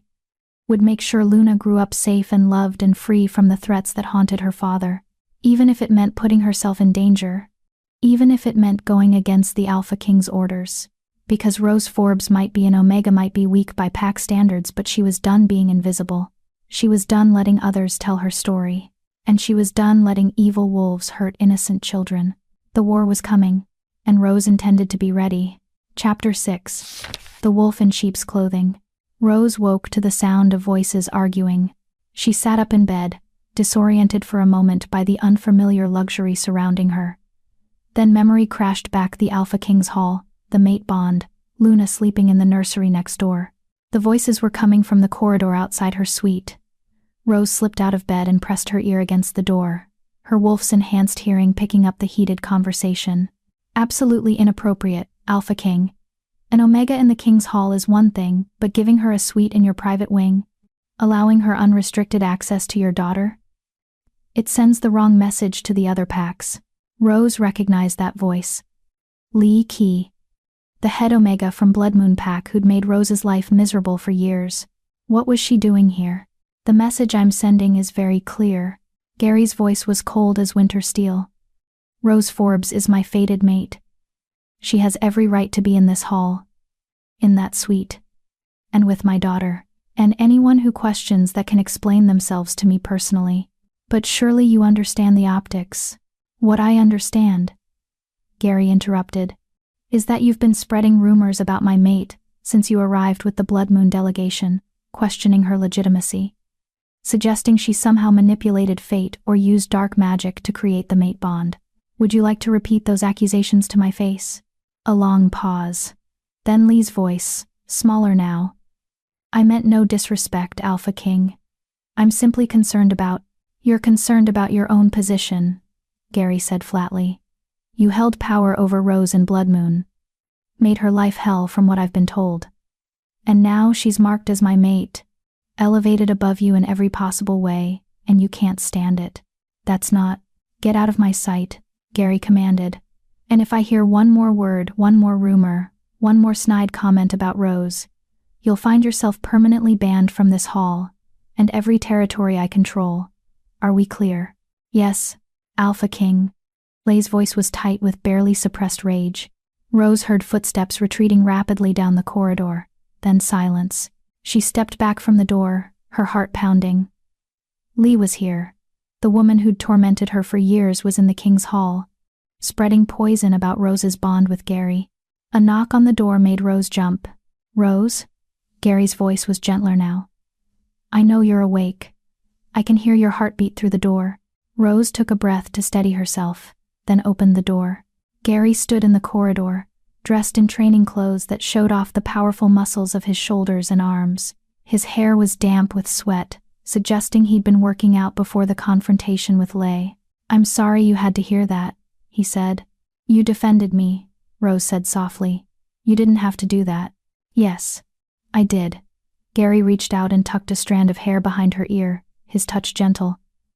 You're my mate. No one disrespects you. Not in my hall, not anywhere. Rose felt her chest tighten with emotion. Lee has hated me for years. She's not going to stop just because you told her to. Then she'll learn the hard way that I don't make idle threats. Gary's expression hardened. But I need you to do something for me, Rose. I need you to be careful around her. Lee is ambitious and cruel, a dangerous combination. If she's here making trouble, it's not just about jealousy. She wants something. What could she possibly want from me? Information. Access to Luna. Ways to undermine the bond between us. Gary's amber eyes were serious.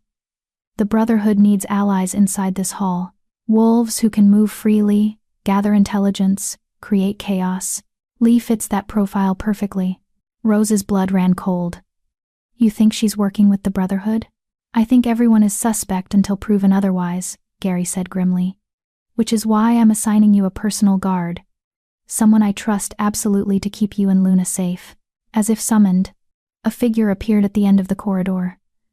Female, tall, with dark skin and close-cropped black hair. She moved with the fluid grace of a trained warrior, and Rose's wolf immediately recognized the dominance rolling off her. Beta. Strong Beta. Rose Forbes. Meet Janice Buchanan, Gary said. She's been with my guard for 8 years. Saved my life twice. I trust her with everything that matters to me, including you and my daughter. Janice stopped a respectful distance away and inclined her head. Ma'am, it's an honor to serve as your guard. Rose didn't know what to say to that. No one had ever called her ma'am before. No one had ever treated her with this level of respect. Thank you, Rose managed. Janice's lips twitched in what might have been a smile. You don't have to thank me. It's my job. And my privilege. Her dark eyes were sincere. Any wolf blessed enough to be chosen by the moon goddess as the Alpha King's mate deserves protection and respect. See? Gary said, his hand finding Rose's and squeezing gently. Not everyone questions your worth. Some of us can see exactly how valuable you are. Rose felt tears prick her eyes but blinked them back. She couldn't afford to be emotional. Not when there was so much danger surrounding them. What do you need me to do today? Rose asked, forcing herself to focus. Gary studied her for a moment, then nodded, apparently satisfied that she was ready to move forward. I need you to attend a meeting with the Northern Pack Alphas. They're gathering this afternoon to discuss the Brotherhood threat and coordinate a unified response. Rose's stomach dropped. You want me there? In front of all the Alphas? I want them to see you, Gary corrected. Want them to witness that you bear my mate mark, that you're legitimate. The more wolves who accept you as my mate, the harder it will be for the Brotherhood to use our bond as a weapon against us. It made sense strategically. But the thought of standing in front of powerful Alpha's wolves who would judge her, question her, possibly reject her, made Rose want to hide in her suite and never come out. I don't know if I can do that, Rose admitted quietly. Gary's hand came up to cup her cheek. Yes, you can. Because you're stronger than you think. And because I'll be right there beside you. Anyone who wants to challenge you will have to go through me first. The promise in his voice steadied Rose's nerves. She took a deep breath and nodded. Okay. I'll do it. Good. Gary pressed a kiss to her forehead, that gentle gesture that made Rose's wolf purr with contentment. The meeting is at 2 this afternoon. Janice will help you prepare. And Rose? Yes. Don't let them intimidate you. You belong in that room just as much as any alpha. More, actually, because you're mine. The morning passed in a blur of preparation. Janice turned out to be not just a guard but also surprisingly good at helping Rose navigate the complexities of Alpha Court politics. She explained the hierarchy of the Northern Packs, identified which alphas were likely to be supportive versus hostile, and coached Rose on proper etiquette. The most important thing, Janice said as she helped Rose select appropriate clothes for the meeting, is to project confidence even if you don't feel it. Alphas respect strength. They'll test you push to see if you'll back down or submit. You can't let them. But I'm an Omega, Rose protested. My wolf wants to submit to dominant alphas automatically. It's instinct. Your wolf is also mated to the Alpha King, Janice countered. That bond gives you authority that transcends rank. Use it. When you feel that instinct to submit, remember that you carry Gary Fletcher's mark. That makes you untouchable. Rose looked down at the black lines on her wrist, the mate mark that had changed everything. I still can't believe this is real sometimes. It's real, Janice said firmly. She handed Rose a simple but elegant dress in deep blue. And it's permanent. The moon goddess doesn't make mistakes, Rose. She chose you for a reason. Trust in that. Rose changed into the dress, marveling at how the fabric felt against her skin. She'd never worn anything this nice. Never had clothes that weren't threadbare hand-me-downs or service uniforms. Janice styled Rose's dark hair into a simple braid that kept it away from her face, then stepped back to assess her work. Perfect, Janice declared. You look like exactly what you are, the Alpha King's mate. Elegant, dignified, and not to be trifled with. Rose looked at herself in the mirror and barely recognized the woman staring back. The dress flattered her figure, the hairstyle accentuated her features, and there was something different in her eyes, a spark of confidence that hadn't been there before. Maybe she could do this. Maybe she could stand in front of the Northern Alphas and not crumble under their scrutiny. A knock on the door interrupted her thoughts. Come in, Rose called. The door opened to reveal Don, the pack historian, carrying Luna in his arms. The baby was awake and alert, her gold eyes scanning the room until they landed on Rose. Luna immediately reached for her, making urgent babbling sounds. Someone missed you, Don said with a warm smile. He handed the baby over, and Luna settled contentedly against Rose's chest. I've been watching her this morning while you prepared. She's been fed and changed, and she's in a wonderful mood. Thank you, Don. Rose pressed a kiss to Luna's dark hair. The baby smelled like baby powder and milk, innocent and pure and completely trusting. I also brought you something. Don reached into his pocket and pulled out a small velvet box. The Alpha King asked me to give this to you before the meeting. Rose opened the box with her free hand. Inside was a ring. Simple silver band inlaid with a black stone that seemed to absorb light, and carved into the stone was the same symbol from Gary's mate mark, the circles and ancient symbols that proclaimed Rose as his chosen mate. It's beautiful, Rose breathed. It's a mate ring, Don explained. In the old traditions, Alpha Kings gave them to their chosen mates as a public declaration of the bond. Gary wanted you to have it before facing the other alphas. A reminder that you don't stand alone. End quote. Rose slipped the ring onto her finger, the hand opposite the mate mark. It fit perfectly, the metal warm against her skin. "Thank you," she said softly. Dawn smiled. "You're going to do wonderfully, child. I have faith in you." At exactly 2 o'clock, Rose stood outside the Alpha King's Grand Council chamber. Gary waited beside her, dressed in formal clothes that somehow made him look even more imposing than usual. Dark suit, crisp white shirt, and an aura of absolute authority that made Rose's knees weak. "Ready?" he asked quietly. Rose looked down at Luna in her arms, then at the ring on her finger, then finally at Gary's amber eyes. "As ready as I'll ever be," she said. Gary's hand found the small of her back, a gesture of support and possession. "Remember what I said. You belong in that room.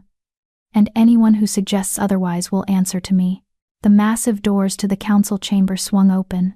The room beyond was enormous, a circular space with a domed ceiling painted to resemble the night sky. Around the perimeter, seated in chairs that looked more like thrones, were the Northern Pack Alphas.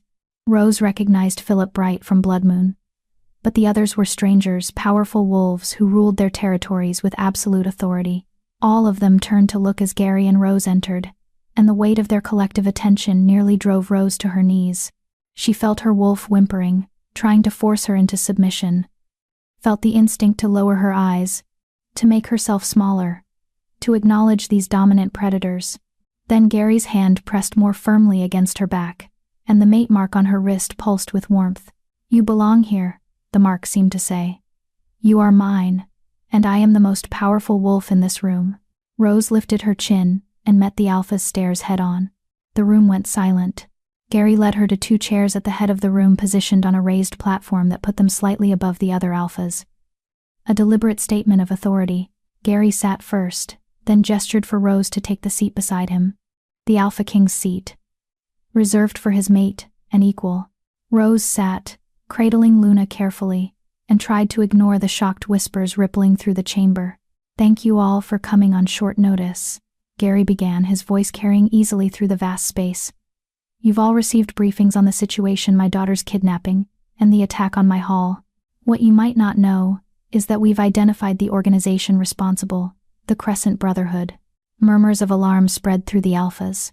"The Brotherhood is no longer hiding in the shadows," Gary continued. "They've declared open war on my rule and everything I've built, which means they've declared war on all of you as well. This is not just my fight. This is a threat to the stability and safety of every pack in the Northern Territories." "What do you propose, Alpha King?" asked an Alpha. Rose didn't recognize a grizzled older male with gray hair and hard eyes. "A coordinated response," Gary said.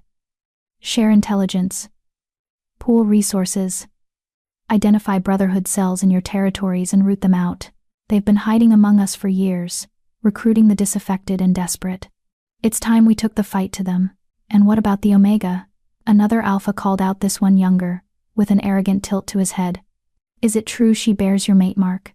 The room fell silent again, all eyes turning to Rose. Gary's expression hardened dangerously. "Rose Forbes is my fated mate, chosen by the moon goddess herself.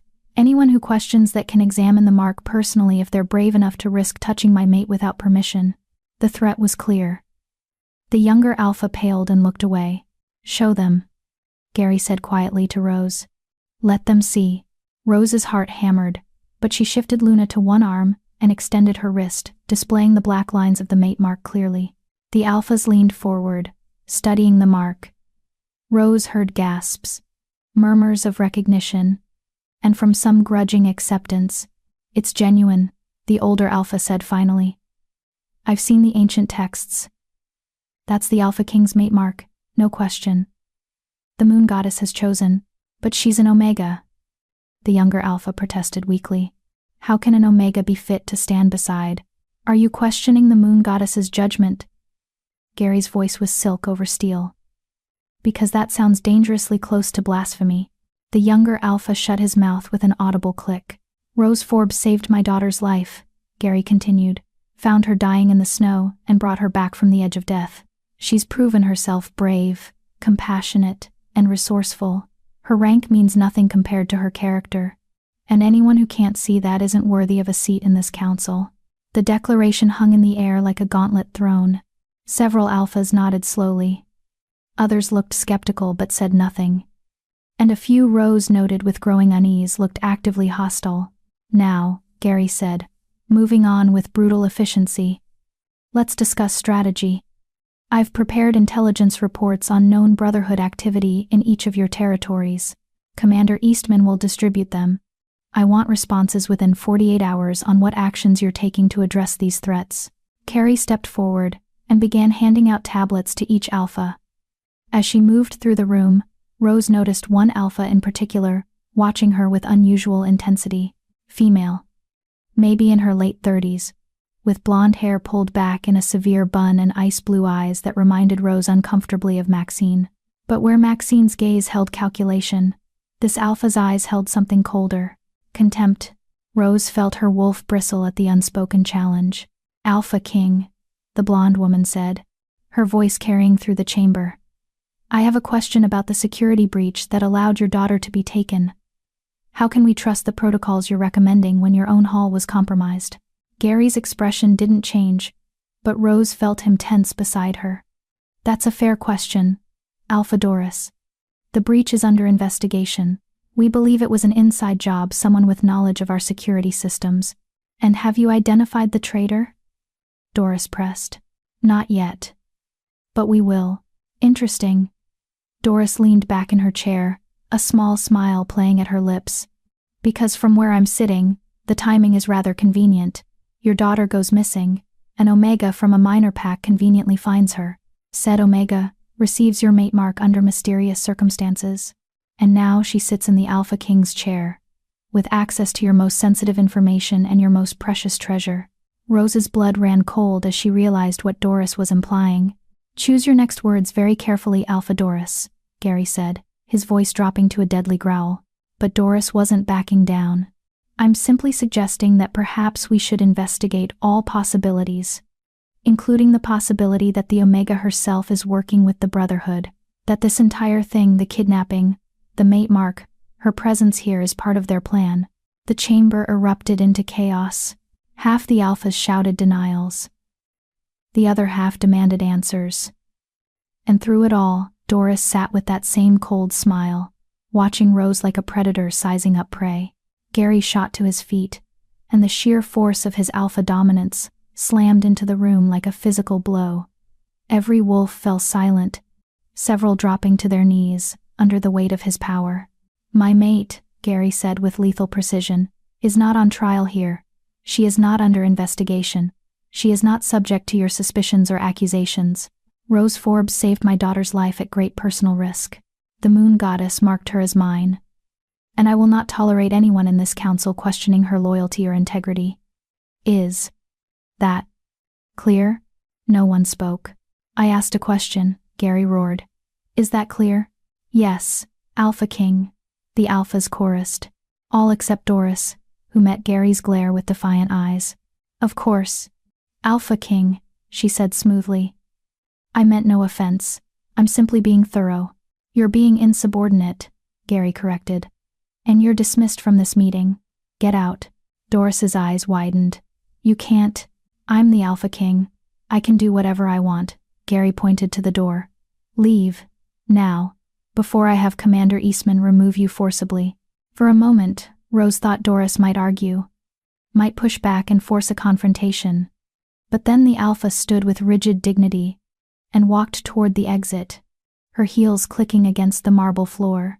As she passed Rose's chair, Doris leaned in close enough to whisper, This isn't over, Omega. I know what you really are.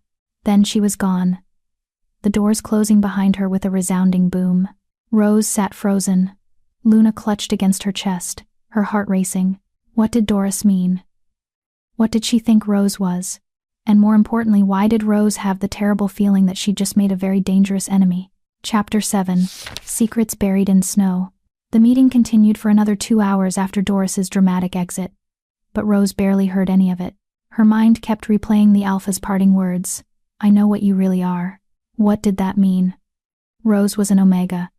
She'd always been an Omega. There was nothing to know beyond that simple, unchangeable fact. Unless Doris knew something about Rose's past. Something Rose herself didn't know. The thought made her stomach churn with anxiety. When the meeting finally adjourned, Gary immediately turned to Rose, his amber eyes searching her face. "Are you okay?" "I'm fine," Rose lied. Luna had fallen asleep in her arms during the meeting, a warm weight that grounded Rose even as her thoughts spun out of control. Gary clearly didn't believe her, but he didn't push. Instead, he stood and offered her his hand. "Come on, let's get you both out of here." Rose let him help her to her feet, acutely aware of the alphas watching them leave. Some faces held acceptance, now grudging respect for the Omega who'd survived Doris's attack.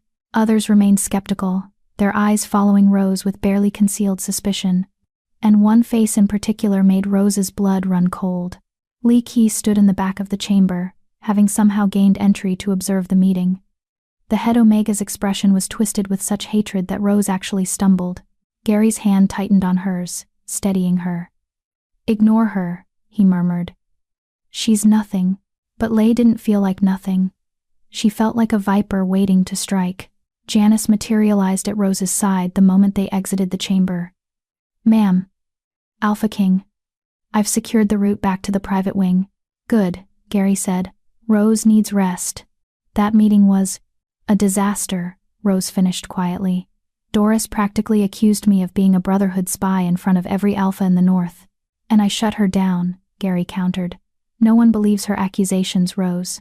They saw the mate mark. They know it's real. But what if she's right?" The words tumbled out before Rose could stop them. "What if I am somehow connected to the Brotherhood without knowing it?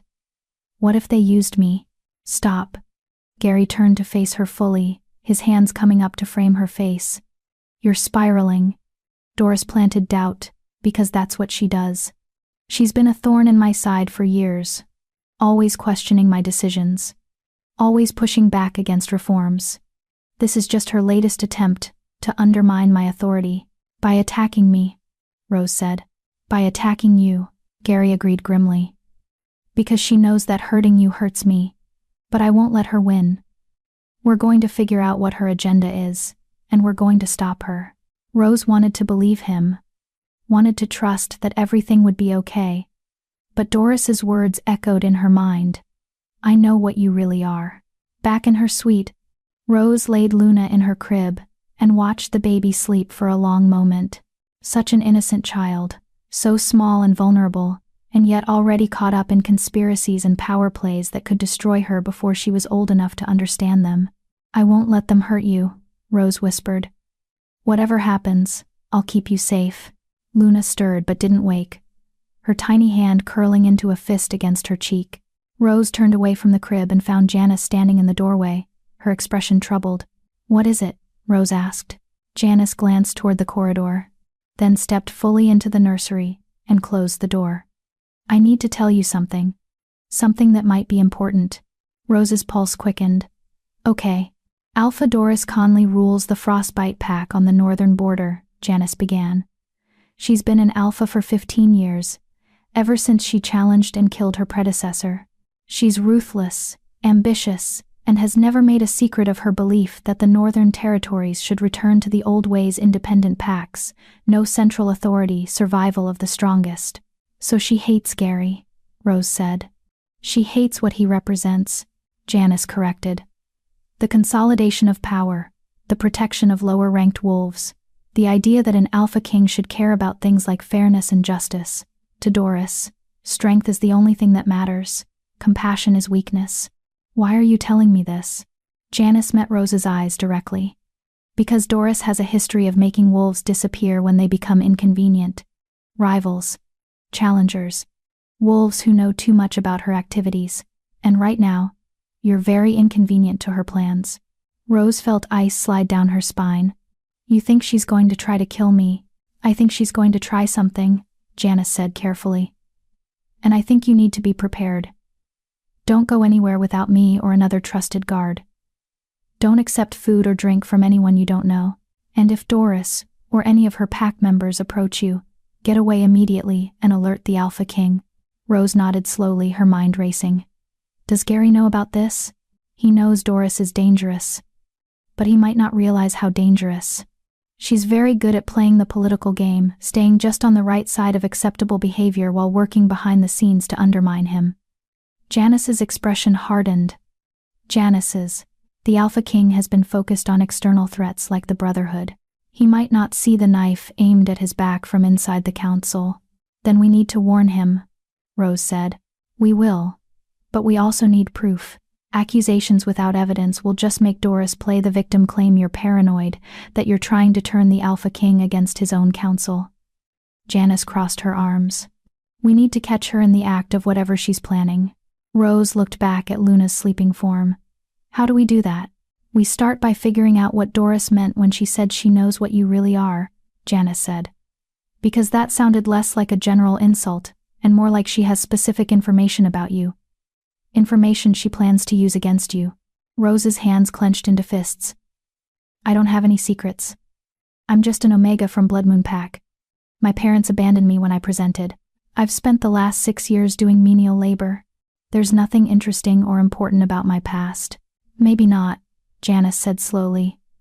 Or maybe there's something you don't know about yourself. Something that was hidden from you. The suggestion sent chills through Rose's body. Like what? I don't know. But I think it's time we found out. Janice moved toward the door. Stay here with Luna. I'm going to contact someone who might be able to help a friend who specializes in pack genealogies and hidden bloodlines.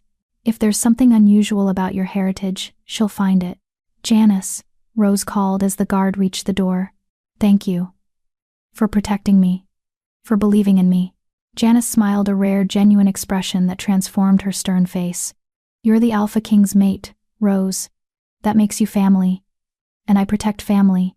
Then she was gone, leaving Rose alone with her thoughts, and a sleeping baby who had somehow become the center of her entire world.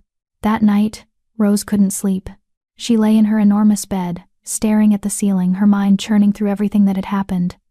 Doris's accusations, Lee's hatred, the Brotherhood conspiracy, the traitor somewhere in Gary's inner circle, and underlying it all the nagging question. What am I?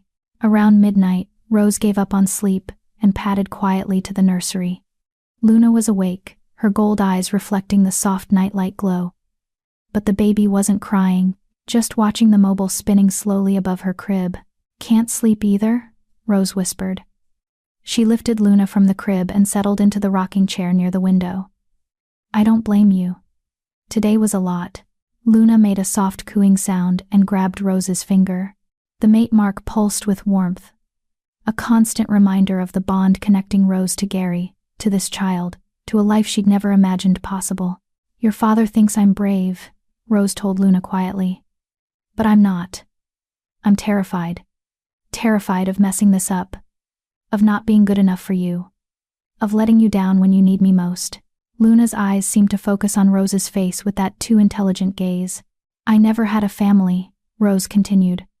My parents threw me away like garbage when I became an Omega. No one wanted me. No one cared if I lived or died. And now suddenly I'm supposed to be your mother? Supposed to stand beside the most powerful wolf in the Northern Territories? Supposed to face down alphas and conspiracies and enemies I don't even understand? Tears slipped down Rose's cheeks. I don't know how to do any of this, Luna. I don't know how to be what you need. Luna's tiny hand reached up and patted Rose's wet cheek. A gesture so tender and innocent that Rose's heart cracked open. But I'll try, Rose whispered. I'll try so hard. Because you deserve better than what I had. You deserve love and protection, and a mother who'll fight for you no matter what. And maybe I can't be everything you need, but I can be that. I can love you. I can protect you. I can make sure you never feel unwanted or abandoned or invisible. She pressed a kiss to Luna's forehead. I promise you that, little one, no matter what happens, no matter what Doris says, or what the Brotherhood tries, or what secrets come crawling out of my past, I will never abandon you. You're mine now, and I take care of what's mine. The words echoed Gary's from earlier, and Rose felt the rightness of them settle into her bones. This was what the mate bond meant. This was what family meant. Not blood, or rank, or predetermined destiny, but choice. The choice to stand beside someone, to fight for them, To love them even when the world said you shouldn't. Rose rocked Luna gently, humming a lullaby she'd heard other mothers sing but never thought she'd sing herself. The baby's eyes drifted closed, her breathing evening out into the peaceful rhythm of sleep. And for a moment, just a brief, perfect moment, Rose felt at peace. Then the window exploded inward. Glass shattered across the nursery as a dark figure dove through the opening. Rose screamed and rolled out of the rocking chair, clutching Luna against her chest. She hit the floor hard, her shoulder taking the impact, but she kept the baby secure. The figure landed in a crouch male, dressed in black, face covered by a mask. In his hand, a knife gleamed in the dim light. "Give me the child," the intruder growled. "Give her to me and I'll let you live." Rose's wolf surged forward with protective fury, her canines lengthened, and she felt her eyes flash with her wolf's presence. "Get away from us," the intruder lunged. Rose threw herself sideways, still protecting Luna. The knife slashed through the air where she'd been, close enough that Rose felt the wind of its passage. "Guards!" Rose screamed as loud as she could. "Guards! Intruder!" The man cursed and came at her again. This time Rose couldn't dodge fast enough. The knife caught her upper arm, slicing through fabric and skin. Pain exploded through her body, but Rose didn't let go of Luna. She kicked out blindly, her foot connecting with the intruder's knee. He grunted and stumbled, buying Rose precious seconds to scramble backward toward the door. But he recovered faster than she expected. His hand shot out and grabbed Rose's ankle, yanking her off balance. She hit the floor again, Luna screaming in her arms, blood from Rose's wound staining the carpet. "I said, give me the child." The intruder raised his knife for a killing blow. The nursery door exploded open. Gary Fletcher burst through like an avenging god, his eyes blazing gold with his wolf's fury. He didn't shift, didn't need to. His bare hands grabbed the intruder by the throat and slammed him against the wall hard enough to crack the stone. "You touched my mate," Gary snarled. "You threatened my daughter. Give me one reason why I shouldn't tear you apart right here." The intruder struggled, choking, his knife clattering to the floor. Behind Gary, Janice and 3 other guards poured into the room, weapons drawn. "Secure him," Gary commanded, never taking his eyes off the intruder's masked face. "And get the pack doctor. Rose is bleeding." Only then did Gary release the intruder, letting him collapse gasping to the floor.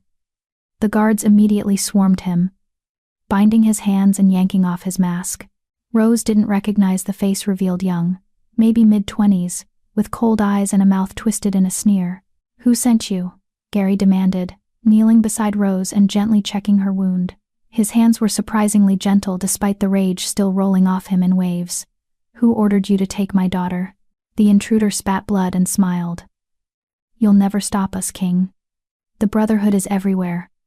We're in your hall, in your council, closer than you think. And we will have that child. She's the key to everything." Gary's hand clenched on Rose's arm, not painfully, but possessively. "Get him out of my sight before I kill him." Janice and her team dragged the intruder from the nursery, his manic laughter echoing down the corridor.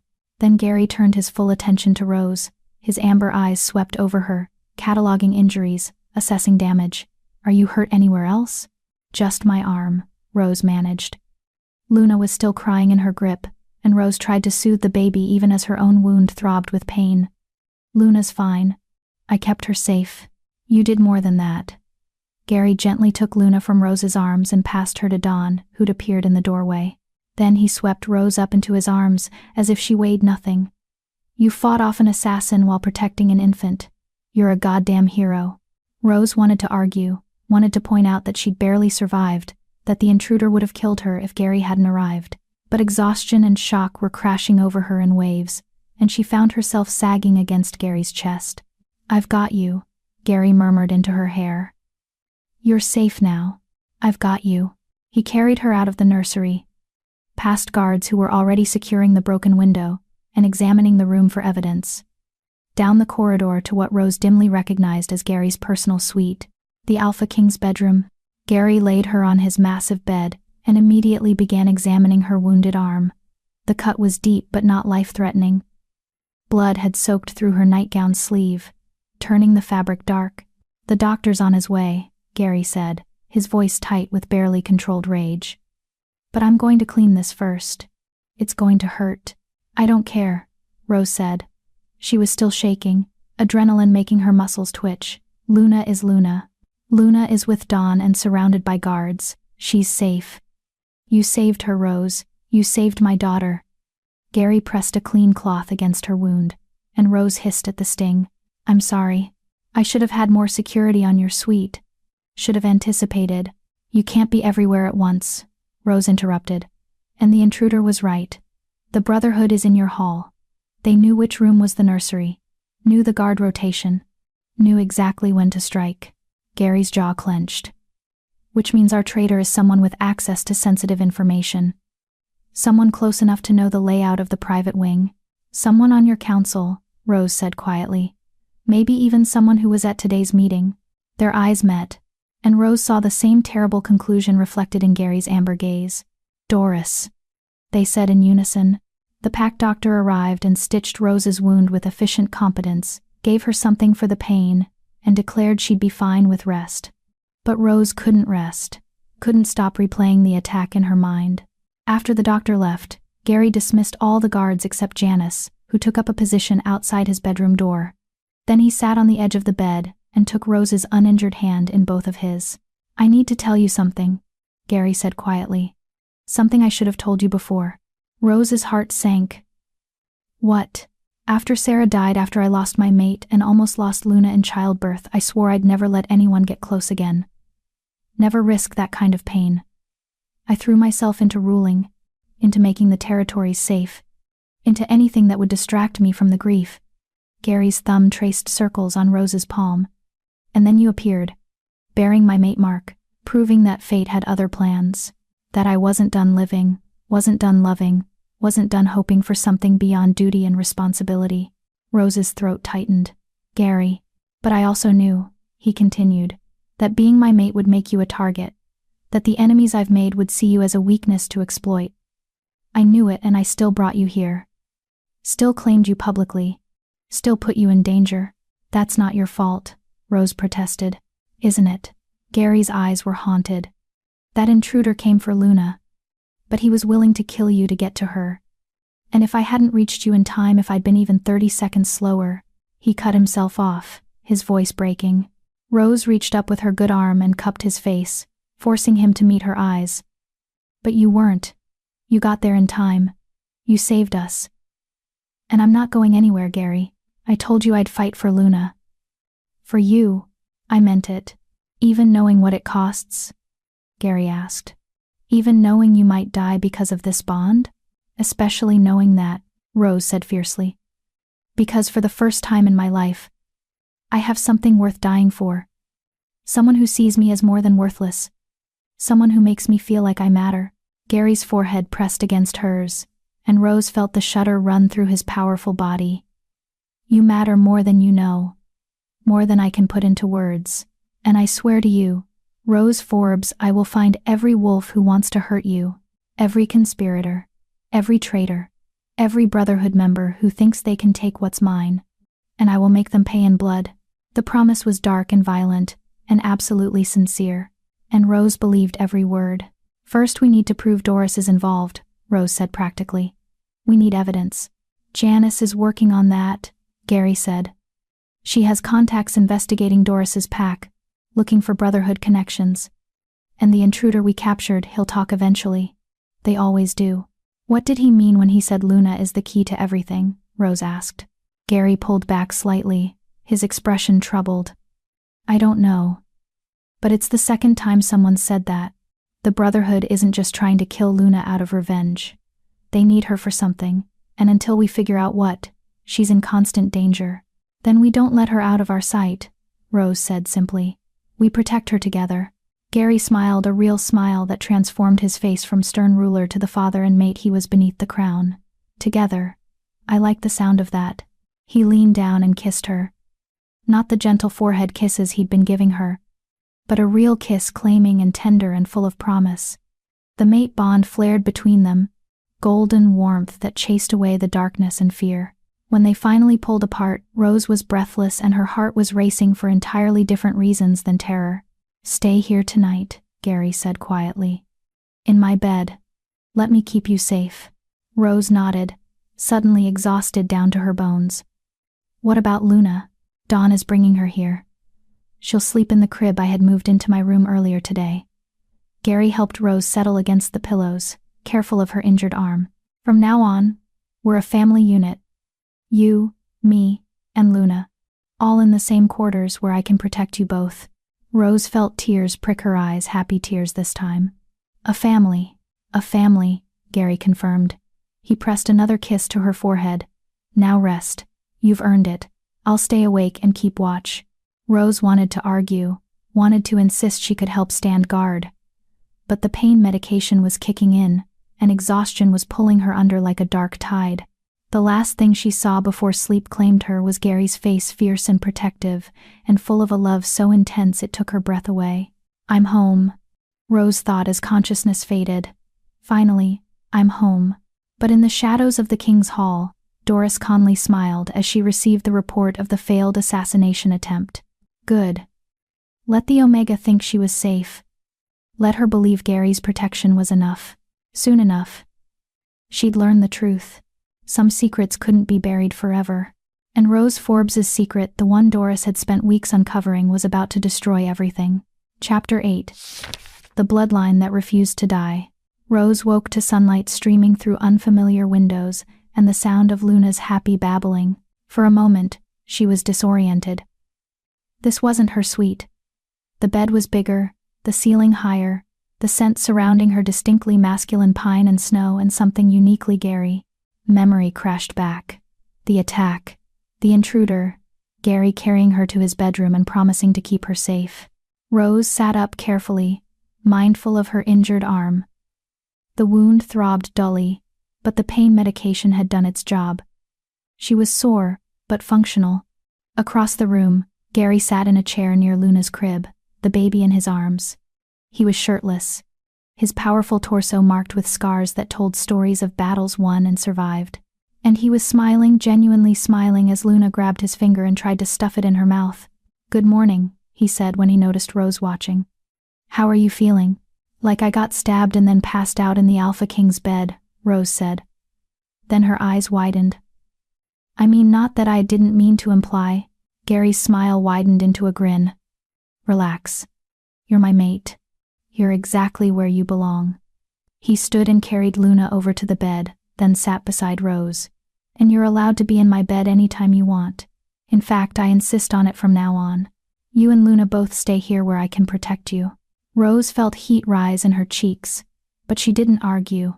The truth was, she felt safer here than she had in her own suite.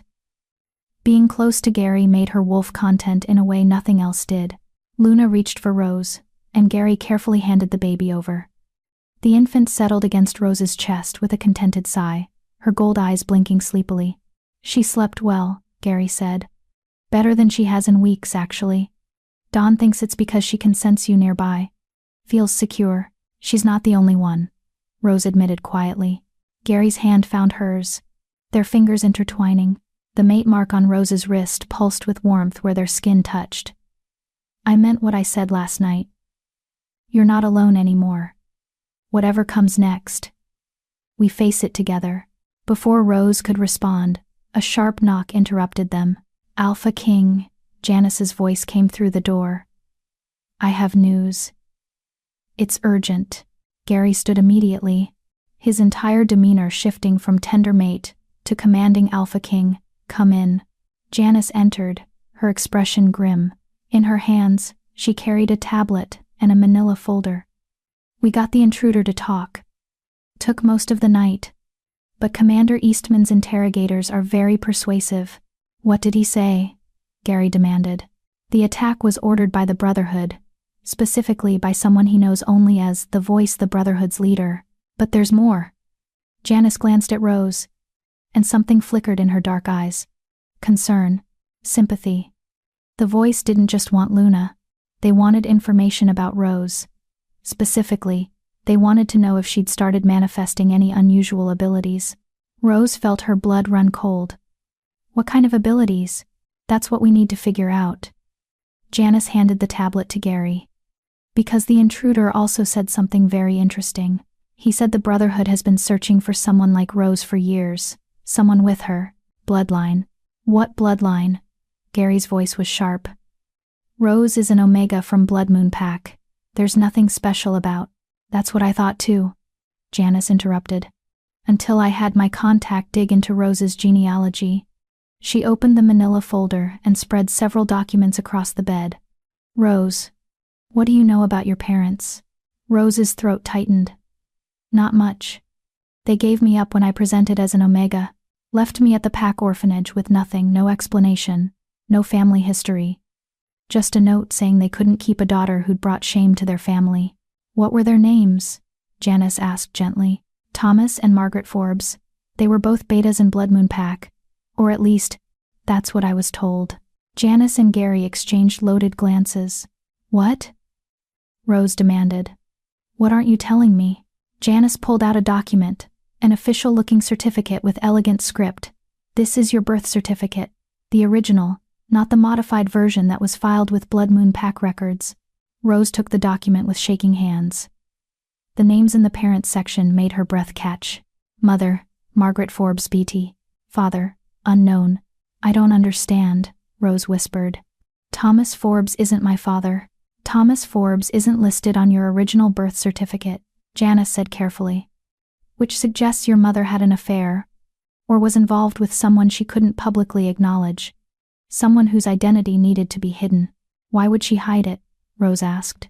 Because your biological father was someone important, Gary said, reading over Rose's shoulder. His voice had gone very quiet, very controlled. Someone whose involvement with a beta female would have caused a scandal. Someone from the royal bloodline, Janice finished. She pulled out another document, this one older, yellowed with age. Rose, have you ever heard of the Silver Moon line? Rose shook her head numbly. The Silver Moons were the ruling family before the Alpha Kings, Gary explained.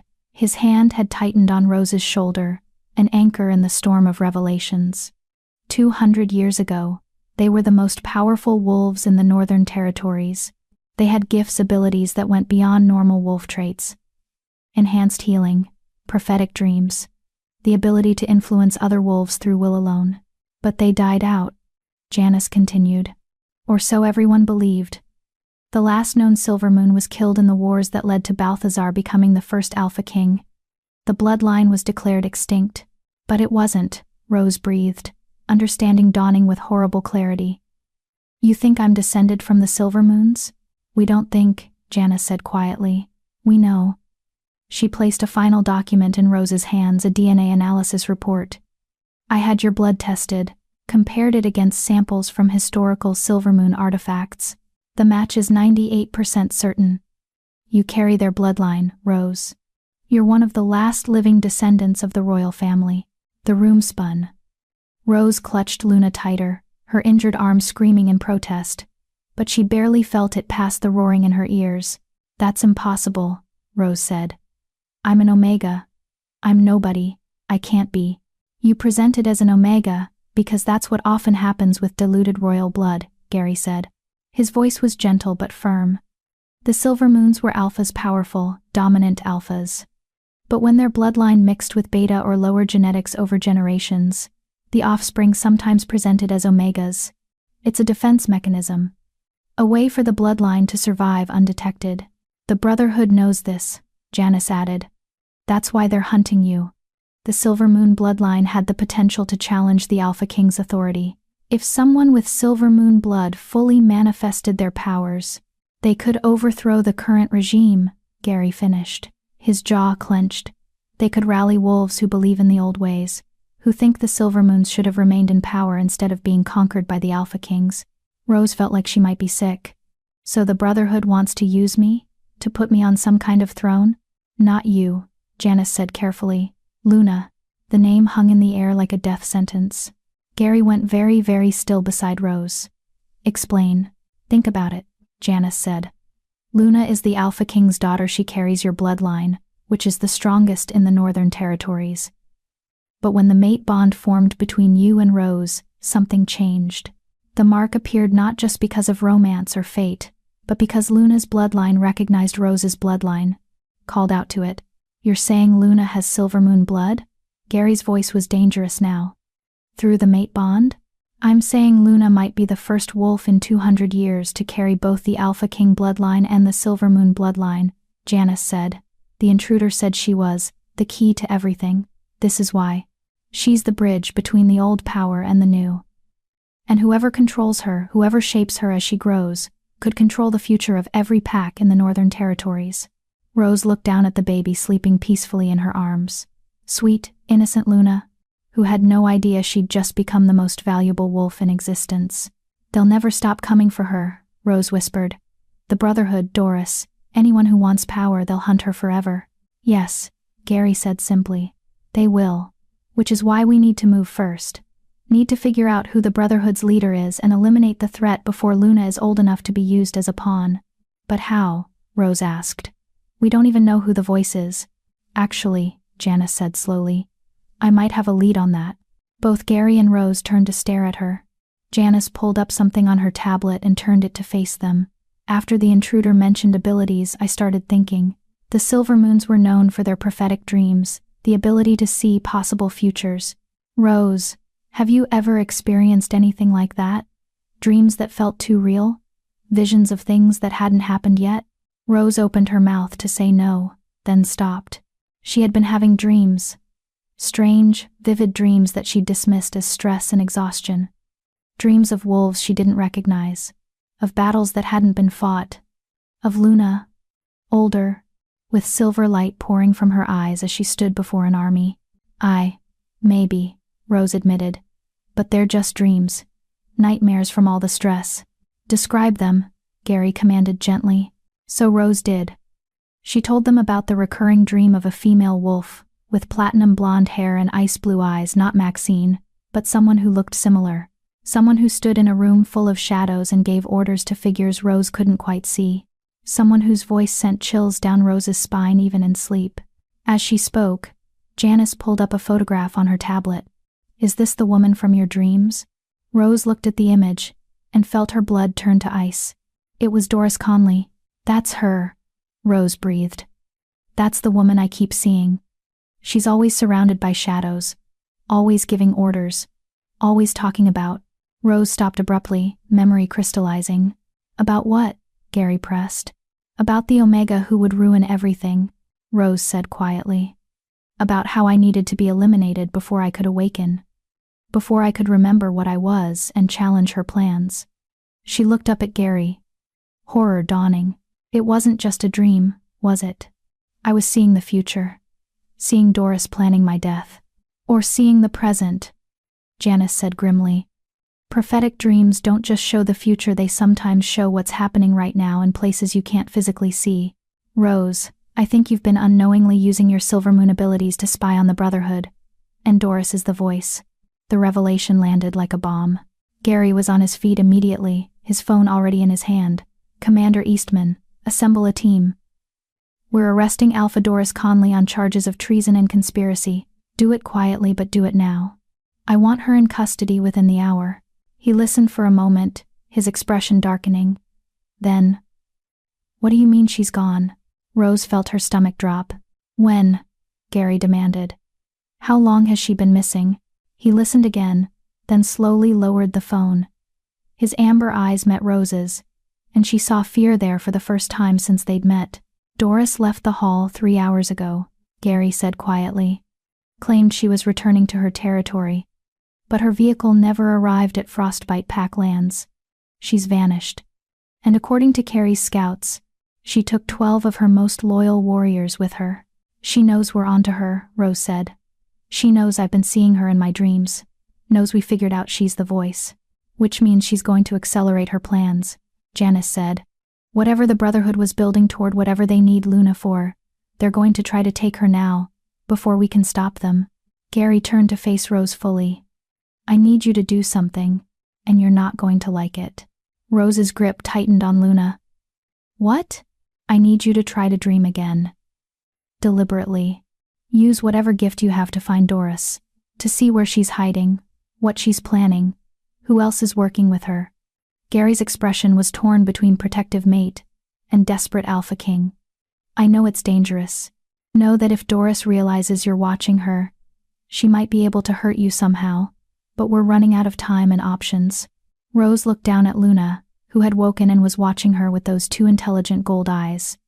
The baby who carried both Alpha King blood and Silver Moon blood. The child who would be hunted for her entire life, unless they stopped the Brotherhood now. "How do I do it?" Rose asked. "How do I control the dreams?" "You don't control them," a new voice said from the doorway. Everyone spun to find Don standing there, his expression grave. "You surrender to them. Let the gift take you where it needs to go." The Silver Moons didn't force their visions, they opened themselves up and trusted the Moon Goddess to show them what they needed to see. "That sounds incredibly vague and unhelpful," Rose said. Don smiled sadly. "That's because prophetic gifts are vague and unhelpful. They show you pieces of truth wrapped in symbolism and metaphor. Your job isn't to understand everything you see, it's to remember every detail, so we can interpret it afterward." "And if Doris attacks me while I'm vulnerable?" Rose asked. "If she realizes I'm spying on her and strikes back? Then I'll pull you out," Gary said firmly. He sat beside her on the bed and took her hand. "I'll be right here, the entire time, anchoring you, keeping you safe. And if anything goes wrong, if I sense danger, I'll wake you immediately." Rose wanted to argue, wanted to say this was insane, that she wasn't ready, that surely there had to be another way. But Luna made a soft cooing sound and grabbed Rose's finger, and Rose knew there was no other choice. "Okay," she said quietly. "I'll try." They prepared quickly. Janice cleared the room of everyone except Gary, Dawn, and herself. They positioned Rose comfortably on the bed with Luna sleeping peacefully in her crib nearby. Gary sat beside her, one hand clasping hers, providing that anchor he'd promised. "Close your eyes," Dawn instructed. "Take deep breaths. Let your mind drift. Think about Doris, picture her face, hear her voice, feel your anger at what she's done. Let those emotions guide you." Rose did as instructed. She closed her eyes and focused on Doris's ice blue stare, the cold contempt in her voice, the threats veiled as concerns. "I know what you really are." Rose let the anger rise. Let the fear and protectiveness and desperate need to keep Luna safe wash over her. And then she let go. The world shifted. Rose felt herself falling through darkness, tumbling through space and time. Then suddenly she was standing not in Gary's bedroom, but in a place she'd never seen before. A cave. Deep underground, lit by torches that cast dancing shadows on rough stone walls. And in the center of the cave, surrounded by wolves in dark clothing, stood Doris. "Long enough," Doris was saying. "The Omega has awakened her gifts. The Alpha King knows I'm involved. We're out of time." "Then we move to the final phase," said another voice. Male. Familiar, but Rose couldn't quite place it. A figure stepped into the torchlight, and Rose's breath caught. It was Beta Daryl Costa from Blood Moon Pack, the patrol wolf who'd found Rose the night she'd discovered Luna. "You've already positioned your wolves inside the King's Hall," Daryl said. 20 Brotherhood members disguised as servants, guards, advisors. When you give the word, they'll strike, kill the Alpha King, take the child, and install you as the new Alpha Queen with the Silver Moon heir under your control. "What about the Omega?" another wolf asked. Female voice, but Rose couldn't see her face. "She's the wild card," Doris admitted. "With her Silver Moon blood, she could theoretically challenge my authority. Unite wolves who believe in the old bloodline." She smiled coldly. "So we'll give her a choice.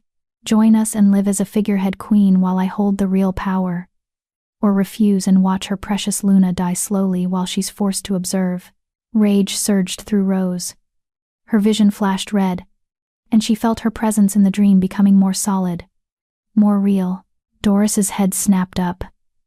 Her ice blue eyes seemed to look directly at Rose even though Rose wasn't physically there. "She's watching," Doris hissed. "The Omega is here. I can feel her presence." The wolves scattered, looking around wildly. Rose tried to back away, tried to retreat from the vision, but Doris was already moving. The Alpha's hand shot out and grabbed something, a talisman, on a chain around her neck. The symbol carved into it glowed with sickly green light. "Dark magic," Dawn's voice echoed from somewhere far away. "Rose, get out. She's using dark magic to track you. But it was too late. Doris was chanting something in a language Rose didn't recognize, and the green light from the talisman grew brighter, forming a beam that shot across the distance between them. Pain exploded through Rose's skull. She screamed in the dream and in reality as the dark magic slammed into her mind. "Rose!" Gary's voice, desperate and terrified. Rose felt herself being pulled in two directions.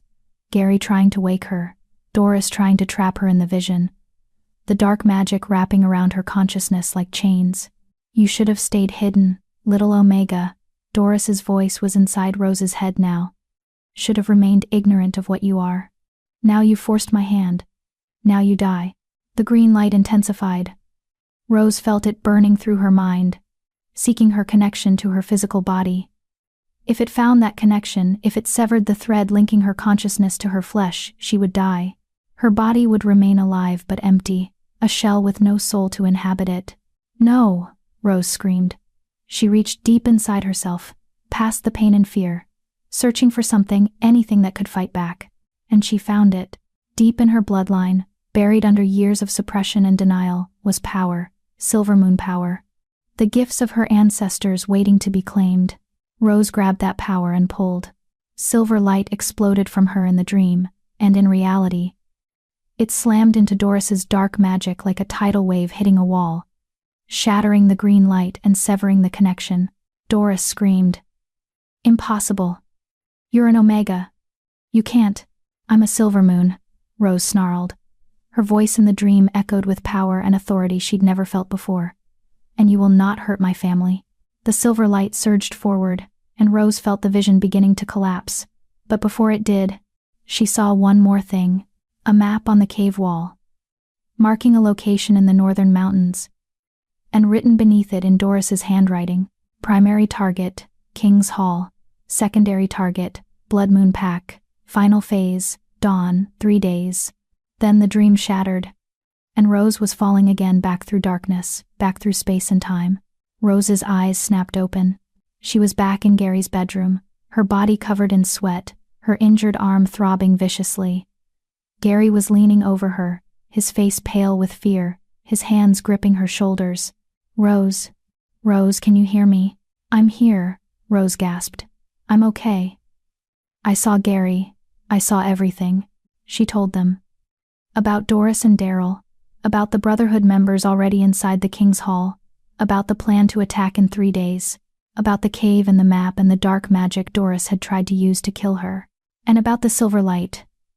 About claiming her Silvermoon power for the first time. When she finished, the room was silent. Then Gary pulled her into his arms and held her so tightly Rose could barely breathe. "You scared me," he said roughly. "Your eyes turned silver, and you started screaming, and I couldn't wake you. I thought I'd lost you." "I'm sorry," Rose whispered into his chest. "But we know now. We know who the traitors are.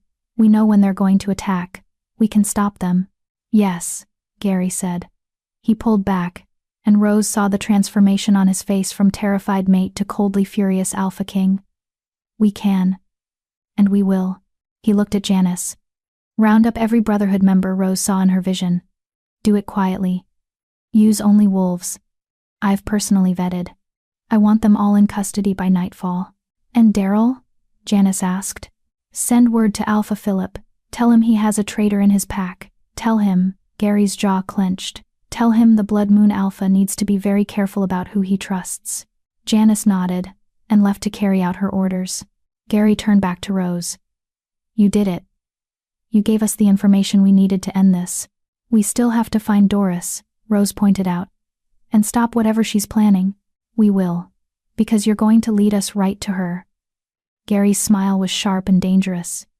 "You've seen her hiding place. Can you find it again? Lead my warriors there."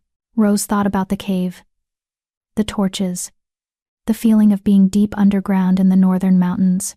"Yes," she said. "I can find it." "Good." Gary pressed a kiss to her forehead. "Then we hunt. And this time, the Brotherhood won't see us coming." Chapter 9. When Silver meets Shadow. The war room had never felt so tense. Gary stood at the head of the table, his commanders arranged around him in a tight circle. Maps covered every surface, marked with positions, routes, and strategic points. And at Gary's side, for the first time in Alpha King history, stood an Omega. Rose traced the route she'd seen in her vision, her finger following the mountain passes to a location deep in the northern wilderness. Here. The cave system is here. I'm certain of it. Commander Carey leaned forward, studying the map. That's deep in contested territory. Technically unclaimed land between 3 pack borders. Smart choice for a hideout. No pack has jurisdiction, no regular patrols. How many fighters can she have there? Gary asked. Based on what Rose saw, maybe 30, Carey said. But Doris is smart. She'll have sentries posted, escape routes planned. A direct assault would be costly. Then we don't assault directly, Gary said. His amber eyes gleamed with cold calculation. We split into 3 teams. Team 1 creates a distraction at the main entrance. Team 2 comes in through the secondary tunnels here and here. He marked 2 positions on the map, and Team 3, my team, goes straight for Doris. And Rose? Janice asked carefully. Everyone turned to look at her. Rose felt the weight of their scrutiny but refused to shrink beneath it. She'd spent too many years making herself small and invisible. Not anymore. Rose comes with my team, Gary said flatly. Alpha King, Carey began carefully. With all respect, taking your mate into combat. Rose is the only one who can identify all the Brotherhood members by sight. Gary interrupted. She saw them in her vision. Saw their faces. And more importantly, her presence will rattle Doris. Make her sloppy. The voice has spent weeks planning how to kill or capture Rose. She won't expect Rose to walk into her stronghold willingly. It's a risk, Carey said. Everything is a risk, Gary countered. But Rose has proven herself capable. She fought off an assassin while protecting Luna. She used her Silver Moon gifts to spy on the Brotherhood. She's stronger than any of you realize. His hand found Rose's shoulder. And she's coming with me. Final word. No one argued further. When do we move? Nicholas asked. Tonight, Gary said. We have 3 days until Doris planned to attack. But now that she knows we're onto her, she might accelerate her timeline. We strike first, we strike hard, and we end this before the Brotherhood can regroup. What about the traitors in the hall? Janice asked. The 20 Brotherhood members Rose saw in her vision. I've already sent word to my most trusted guards, Gary said. They're being rounded up as we speak. Quietly. No alarms raised. By the time we leave for the mountains, every Brotherhood spy in this hall will be in custody. And Daryl Costa? Rose asked quietly. The betrayal still stung. She'd thought the Blood Moon Beta was one of the good ones. Alpha Philip is handling that personally, Gary said grimly. I received word an hour ago. Daryl has been arrested and is being interrogated. Apparently the Brotherhood recruited him 2 years ago by threatening his family. He's been feeding them information ever since. Rose felt a pang of sympathy despite the betrayal. The Brotherhood was insidious, finding pressure points, exploiting weaknesses, turning good wolves into traitors through fear and coercion. How long until we leave? Rose asked. 4 hours, Gary said. That gives us time to gear up, brief the teams, and move into position before nightfall. The darkness will be our ally. The commanders dispersed to prepare their teams. Soon, only Gary, Rose, and Janice remained in the war room. You don't have to do this, Gary said quietly once they were alone. I meant what I said, you're capable and strong. But I also know this isn't what you signed up for when the mate bond formed. If you want to stay here with Luna, stay safe while we handle Doris. No, Rose interrupted firmly. I'm coming. Luna stays here under guard, protected by wolves we trust absolutely. But I'm going with you. Why? Gary asked. Not challenging, just genuinely curious. Rose looked down at the mate mark on her wrist, the black lines that had changed her entire existence. Because Doris made this personal. She tried to kill your daughter. Tried to kill me. She wants to destroy everything we're building here. The safety, the reforms, the idea that wolves like me deserve dignity and respect. I'm not letting her win. She met Gary's amber gaze directly. And because I'm done being the victim. Done being the wolf things happen to. I want to be the wolf who makes things happen. Who fights back. Who protects what she loves. Gary's expression softened with pride and love so intense it made Rose's chest ache. You've always been that wolf. You just didn't know it yet." He pulled her close and kissed her deep and claiming and full of promise. The mate bond flared between them, golden warmth that chased away fear and doubt. When they finally pulled apart, Gary pressed his forehead against hers. "Stay close to me during the fight. Don't take unnecessary risks. And if things go wrong, if it looks like we're going to lose, you run. You get out of that cave and you get back to Luna." "Understood?" "Understood," Rose agreed, though privately she had no intention of running if Gary was in danger. Mates protected each other. That went both ways. 4 hours later, Rose stood in tactical gear that Janice had procured for her. The clothing was reinforced but flexible, designed for movement and protection. Boots that gripped securely, gloves that left her fingers free for dexterity, and a vest with pockets containing basic medical supplies and a communication device. Rose barely recognized herself in the mirror. She looked like a warrior, like someone who belonged on a battlefield instead of scrubbing floors. "You ready for this?" Janice asked, checking Rose's gear one final time. "No," Rose admitted. "But I'm doing it anyway." Janice smiled, that rare, genuine expression that transformed her stern face. That's what courage is. Not the absence of fear, but acting despite it. They left Rose's suite and made their way through the hall's corridors. The building felt different tonight, quieter, more alert.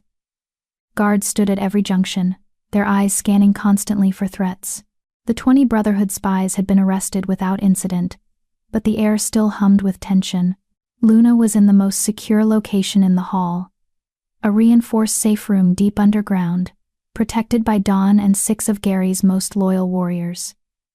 Rose had said goodbye to the baby an hour ago, pressing kisses to her tiny forehead and whispering promises to come back safe. Luna had grabbed Rose's finger and smiled, as if she understood perfectly and had complete faith in her chosen mother. The memory gave Rose strength as she descended to the hall's lower levels where Gary's strike team was assembling. 30 wolves total. All of them Gary's best warriors who'd proven their loyalty in countless battles. They wore tactical gear similar to Rose's, and they moved with the confident efficiency of wolves who'd trained together for years. Gary stood at the center of them, giving final instructions. He'd changed into combat gear as well, and he looked every inch the warrior king, powerful, dangerous, absolutely unstoppable. His eyes found Rose immediately, tracking her movement through the crowd until she reached his side. "Team assignments," Gary said, addressing the group. "Commander Eastman leads the distraction team. She'll draw Doris's sentries away from the main entrance and keep them occupied. Lieutenant Nicholas Warren leads the secondary infiltration team. He'll secure the escape routes and make sure no Brotherhood members slip away. I'm leading the primary strike team. Our target is Doris herself." He gestured to Rose. "Rose Forbes is with my team. She can identify Brotherhood members on site and she has abilities that will be crucial to the mission's success. Anyone who has a problem with an Omega joining this strike can speak now or forever keep their peace." Several warriors glanced at Rose with curiosity, but no one objected. Word had apparently spread about Rose's Silver Moon heritage and her prophetic gifts.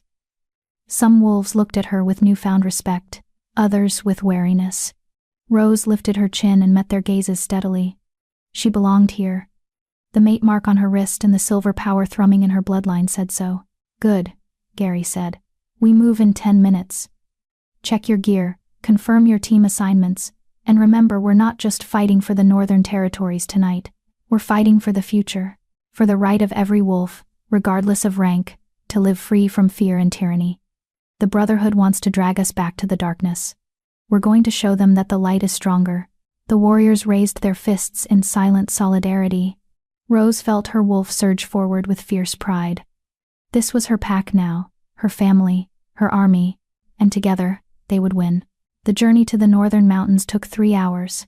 They traveled in convoy, armored vehicles moving through the darkness with headlights off, navigating by moonlight and enhanced wolf vision. Rose sat in the lead vehicle with Gary and 6 other members of the primary strike team. No one spoke. The tension was thick enough to cut with a knife. Rose watched the landscape blur past her window, dense forests giving way to rocky terrain, then climbing into the mountains where snow lay thick and pristine. They were far from civilization now, far from laws and witnesses and the safety of packlands. Out here the strong survived and the weak died. Rose had been weak for so long, had spent years believing that was her fate, to be overlooked, dismissed, eventually discarded. But the mate mark on her wrist pulsed with warmth, and she felt the silver power of her silver moon heritage humming just beneath her skin. She wasn't weak anymore. She was a silver moon, the Alpha King's mate, Luna's chosen mother, and she was done letting others write her story. The convoy stopped in a clearing 2 miles from the cave system. The teams dispersed quickly and efficiently, each group moving to their assigned positions. Gary's hand found Rose's in the darkness. Stay close, stay alert, and trust your instincts. If something feels wrong, it probably is. Rose nodded, her throat too tight for words. They moved through the forest like shadows, 30 wolves flowing between trees without making a sound. Rose's enhanced senses picked up everything. The crunch of snow under boots, the whisper of wind through branches, the distant howl of wild wolves that weren't part of any pack. And underneath it all, a feeling of wrongness, of dark magic tainting the natural world. Doris was close. Rose could feel her presence like oil on water, unnatural and invasive. They reached the cave entrance just as Carrie's distraction team made their move. Explosions echoed through the mountains, flash grenades and smoke bombs creating chaos at the main entrance. Shouts and snarls erupted as Doris's sentries rushed to respond to the perceived attack. Now, Gary whispered. His team slipped through a secondary entrance that Rose had identified from her vision, a narrow crack in the mountainside, barely wide enough for wolves to squeeze through single file. The passage descended sharply, taking them deep underground where the temperature dropped and the air grew thick with the smell of earth and stone. And blood. Old blood that had soaked into the cave floor over years of dark rituals. Rose's wolf whined in distress, but she pushed forward. Not for herself. For Luna. For Gary. For every wolf who'd ever been told they were worthless because of their rank. The passage opened into a larger chamber, the same one Rose had seen in her vision. Torches flickered along the walls, casting dancing shadows. And in the center of the chamber, surrounded by a circle of Brotherhood members, stood Doris. The Alpha's ice-blue eyes locked onto Rose immediately. "Well, well," Doris said, her voice echoing off stone walls. "The little Omega walked right into my trap. How?" Predictable. Gary stepped forward, positioning himself between Rose and Doris. "It's over, Doris. Your spies in my hall are in custody. Your plan to attack in 3 days is known. The Brotherhood is finished." "Is it?" Doris smiled coldly. She raised one hand, and the Brotherhood members around her shifted, revealing the wolves they'd been hiding. Hostages. At least 20 wolves bound and gagged, their eyes wide with terror. Rose recognized several of them servants from the King's Hall. Pack members from Blood Moon. Even a few children who couldn't have been older than 12. "You kill me," Doris said conversationally. "And my followers kill the hostages. Every single one. Including the pregnant female over there who's about to give birth any day now." She pointed to a she-wolf whose swollen belly was obvious, even in the flickering torchlight. Gary went very still. "Let them go. Your fight is with me, not innocent pack members. My fight is with everything you represent." Doris snarled, her pleasant mask cracking. "You and your weak reforms. Your pathetic concern for lower-ranked wolves. Your belief that compassion is strength rather than the fatal flaw it truly is." She turned her glare on Rose. "And you, the Omega who thinks she's special because she has some ancient bloodline. You're an abomination. A genetic anomaly that should have been culled at birth. The Silver Moons were conquered for good reason. They were too soft to rule, too concerned with justice and mercy to do what needed to be done." "And what needs to be done?" Rose asked, her voice steadier than she felt. "Murder? Terror? Enslaving wolves who can't fight back?" "Survival," Doris said simply. "The strong rule. The weak serve or die. That's the natural order. That's what our ancestors understood before the Alpha Kings corrupted everything with their sentimentality." "You're insane," Gary said flatly. "I'm practical." Doris's hand moved to the talisman around her neck, the same one Rose had seen in her vision, the one glowing with sickly green light. "And I'm prepared. Did you really think I wouldn't anticipate you finding me? That I wouldn't plan for every contingency?" The talisman pulsed, and dark magic flooded the chamber. Brotherhood members drew weapons, not just claws and teeth, but actual weapons. blades infused with silver, guns loaded with silver bullets, the kind of arsenal that could kill even the most powerful alphas. "Here's how this is going to work," Doris said. "The hostages go free, I go free. And in exchange, I'll leave the northern territories and never return. Refuse, and everyone in this cave dies, including your precious Omega." Gary's jaw clenched. Rose could feel his rage through the mate bond, hot and fierce and barely controlled. But she could also feel his calculation. He was running scenarios, trying to find a way to save the hostages and stop Doris simultaneously. There wasn't one. Not without casualties.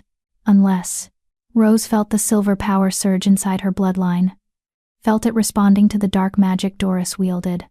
Silver moon gifts versus corrupted power. Light versus shadow. And Rose realized what she had to do. "I have a better offer," Rose said, stepping out from behind Gary. "Rose, no." Gary reached for her, but Rose slipped past his grasp. She walked toward Doris, her hands raised in a gesture of surrender. "Let the hostages go. Let Gary and his team leave, and I'll stay. I'll join the Brotherhood. I'll be your Silvermoon figurehead queen. Isn't that what you wanted? Someone with royal blood to legitimize your rule?" Doris studied her with narrow-eyed suspicion. "Why would you do that?"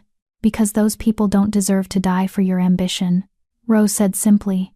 "Because I'm done watching innocent wolves suffer. Because." She looked back at Gary, her heart breaking at the anguish in his amber eyes. "Because some things are worth sacrificing for." "Rose, don't," Gary said, his voice rough. "Don't do this." "I have to," Rose said softly. "For Luna. For the Northern Territories. For every Omega who needs the reforms you're implementing to survive." She turned back to Doris. "Do we have a deal?" Doris smiled, a genuine smile full of malice and triumph. "We have a deal." She gestured, and the Brotherhood members surrounding the hostages lowered their weapons. "Release them. Let them and the Alpha King's team leave. But the Omega stays. She's mine now." The hostages were unbound and ushered toward the exit passage. Gary's warriors escorted them. But Gary himself didn't move. He stood frozen, staring at Rose with devastation written across his face. "Gary," Rose said gently. "Go. Please. Take care of Luna. Tell her I love her." "I'm not leaving you," Gary said hoarsely. "You have to," Rose said. "For Luna. For your pack. For everything you've built. I'm just one wolf. Not worth all those other lives." "You're not just one wolf," Gary said fiercely. "You're my mate. My equal. I know," Rose whispered. "And that's why you have to trust me now." She looked at him, really looked at him, and poured everything she felt through the mate bond. Not goodbye, not surrender, but a promise. "Trust me. I have a plan." Gary's eyes widened fractionally. He felt it too. Felt Rose's certainty and determination, and the silver power building inside her bloodline like a coming storm. "Go," Rose said aloud. "Now, before she changes her mind." Gary held her gaze for one more long moment. Then he nodded once sharp and pained and turned to his team. "Fall back, we're leaving." "But Alpha King," one of the warriors protested. "Now," Gary roared. The team retreated, following the hostages up the exit passage. Within minutes, the chamber was empty except for Rose, Doris, and the Brotherhood members. Doris smiled and raised the talisman. "You made this so easy, little Omega. Did you really think I'd let you live? That I'd accept you as an ally?"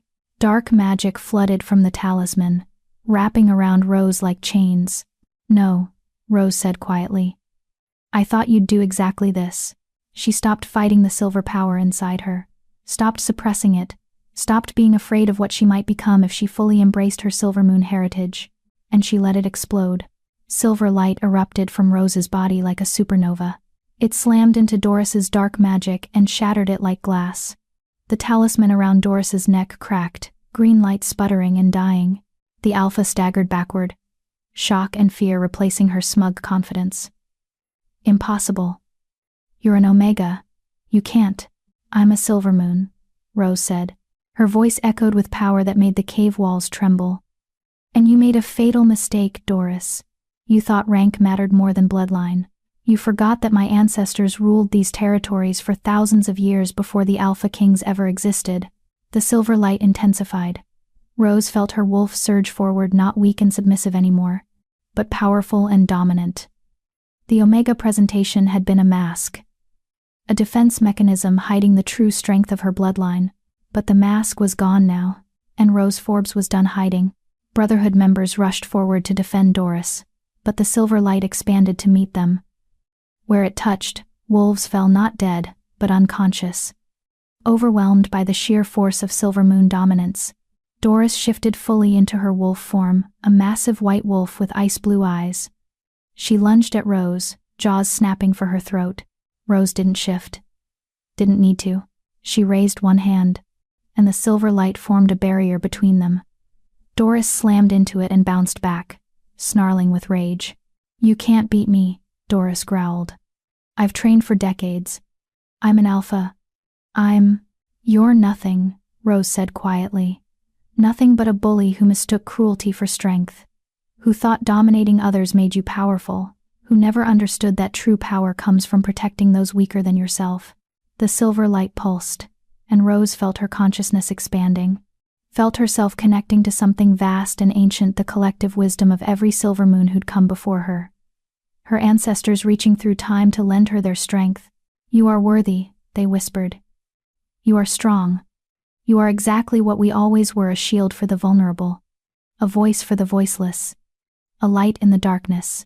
Rose embraced that truth and let the silver light surge forward one final time. It wrapped around Doris's wolf form, not to kill but to bind, to suppress, to strip away the dark magic that had been tainting her for years.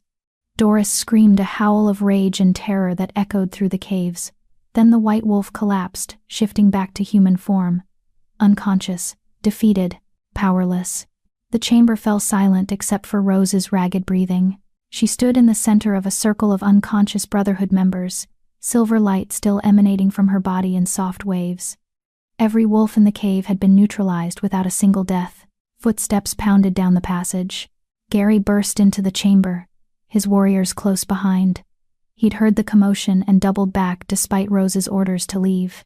His amber eyes swept the scene, the fallen Brotherhood members, the unconscious Doris, and Rose standing in the center of it all, glowing with silver light, like an avenging angel. "Rose," Gary breathed. "You did it. You actually did it." The silver light flickered and died. Rose swayed on her feet, suddenly exhausted down to her bones. "I told you to trust me." Then her knees buckled. Gary caught her before she hit the ground, sweeping her up into his arms. "I've got you. You're safe now. You did it, Rose. You saved everyone." Rose managed a weak smile before consciousness began to fade. Luna is safe," Gary assured her. "Dawn sent word. She's fine. And she's waiting for her mother to come home." Her mother. Rose held on to that thought as darkness pulled her under. She was a mother now. A mate. A silver moon. And she'd won. Chapter 10. The dawn of a new era. Rose woke to the sound of Luna's laughter. For a moment, she lay still, letting the sweet sound wash over her. Then memory returned, the cave, the confrontation, the silver light exploding from her body as she'd finally embraced her silver moon heritage. She opened her eyes to find herself back in Gary's bedroom, their bedroom now, she supposed. Sunlight streamed through the windows, warm and golden, and sitting in a chair beside the bed, holding Luna and making silly faces that had the baby giggling with delight, was Gary. "You're awake," he said softly when he noticed Rose watching. Relief flooded his amber eyes. "Thank the moon goddess. You've been out for 2 days. 2 days?" Rose tried to sit up and immediately regretted it. Every muscle in her body screamed in protest. "Easy." Gary stood and gently helped her into a sitting position, Luna still secure in one arm. "Dawn says it's normal. You channeled more power than your body was ready for. You need rest and time to recover." Luna reached for Rose with grabbing hands, and Gary carefully transferred the baby over. The moment Luna settled against Rose's chest, the infant let out a contented sigh and grabbed Rose's finger. Rose felt tears prick her eyes. "I was afraid I'd never see her again. Never get to hold her." "You almost didn't," Gary said quietly. He sat on the edge of the bed, his hand finding Rose's free one and gripping tightly. "When you walked toward Doris, Offered to trade yourself for the hostages, Rose. I thought my heart would stop. Thought I was watching you sacrifice yourself, and there was nothing I could do to stop it. I had to, Rose said. Those wolves didn't deserve to die for Doris's ambition. And I knew I could feel the silver power building inside me. Knew that if I could just get her to lower her guard for one moment, I could unleash it. It was the bravest thing I've ever witnessed, Gary said. And the most terrifying. You took on an entire room of Brotherhood members alone and won. Neutralized them all without killing anyone. Rose, do you understand what that means? Rose shook her head, still feeling foggy from 2 days of unconsciousness. It means you're not just carrying Silvermoon blood, Gary explained. You're manifesting their gifts at a level we haven't seen in 200 years. The power you displayed, the ability to subdue multiple wolves at once without harming them, that's what the old stories describe. What made the Silvermoons legendary? He reached up and cupped her cheek. You're not an Omega, Rose. You never were. The moon goddess just hid your true nature, until you were ready to claim it. Then what am I? Rose asked. You're a Luna, Gary said simply. Not just my mate, not just Luna's mother, but a true Luna, the female alpha who stands beside the king as his equal, who wields power in her own right, who protects the pack through strength and compassion combined. Rose looked down at the baby in her arms, the child who shared her name. Does this mean? Does Luna have the same gifts? The same power? Don't think so, Gary said. She carries both my alpha bloodline and your Silvermoon heritage. As she grows, she'll likely manifest abilities we can't even imagine yet. His expression grew serious, which means she'll need someone to teach her. Someone who understands Silvermoon power and can help her control it. Me, Rose breathed. I'll have to teach her. If you're willing, Gary said. I know this is a lot. Know you're still processing everything that's happened. But Rose, the Northern Territories need you. Need someone who understands what it's like to be overlooked and dismissed. Who can speak for the wolves who have no voice. Who can show us a better way forward. He lifted her hand and pressed a kiss to the mate mark on her wrist. I need you. Not just as my mate, but as my partner. My equal. The Luna who'll help me build something better than what came before. Rose felt the weight of responsibility settling over her shoulders. Just weeks ago, she'd been a nobody. An Omega scrubbing floors and dreaming of nothing beyond survival. Now she was being asked to help shape the future of every wolf in the Northern Territories. It should have been terrifying. Should have been overwhelming. Instead, Rose felt a sense of rightness settle into her bones. This was what she'd been meant for. What the moon goddess had been preparing her for through every hardship, every humiliation, every moment of despair. Yes, Rose said simply. I'll do it. I'll stand beside you. Help you build something better. Teach Luna to use her gifts for good instead of domination. Gary's face lit up with joy and relief so profound it made Rose's heart ache. He leaned forward and kissed her deep and claiming and full of promise. The mate bond flared between them, golden warmth intertwining with silver light. When they finally pulled apart, Rose asked, What happened to Doris? To the Brotherhood? Gary's expression hardened. Doris is in custody, awaiting trial before the Council of Northern Alphas. She'll be found guilty. We have enough evidence to bury her 10 times over. The sentence for treason is death. Rose felt conflicted about that. Part of her, the part that still remembered being an Omega, still carried the scars of years of abuse, wanted Doris to suffer. But another part, the part connected to her Silvermoon heritage, whispered about mercy and second chances. What about the other Brotherhood members? Rose asked. Most are in custody. A few escaped, but without Doris's leadership, they're scattered and leaderless. Gary's hand tightened on hers. Carrie and Nicholas are tracking them down. Within a month, the Brotherhood will be completely dismantled. And the hostages? The wolves Doris was threatening to kill? Safe. All of them. Thanks to you. Gary smiled. You're a hero, Rose. Word has spread throughout the Northern Territories about what you did. About the Omega, who turned out to be a Silvermoon Luna, and saved dozens of lives without spilling a drop of blood. Every Alpha is talking about you. Every pack member is asking questions about the old bloodline. Rose's stomach churned with anxiety. What kind of questions? Whether the Silvermoons should reclaim power, Gary said honestly. Whether you have a right to challenge my authority as Alpha King. Whether the territories should return to being ruled by the old bloodline instead of the new. Rose's eyes widened. I would never, Gary. I don't want to challenge you. I don't want power for its own sake. I just want— I know, Gary interrupted gently. I know you don't want to overthrow me. But others will try to use you for that purpose. Will try to position you as a rival or alternative to my rule. We need to be prepared for that. How? Rose asked helplessly. By presenting a united front, Gary said. By making it clear that you stand with me, not against me. That the Silvermoon bloodline and the Alpha King bloodline are united through our mate bond and through Luna. He hesitated. Which is why I'm proposing we formalize our bond, make it official before the entire Northern Territories. Rose's breath caught. You mean a mating ceremony?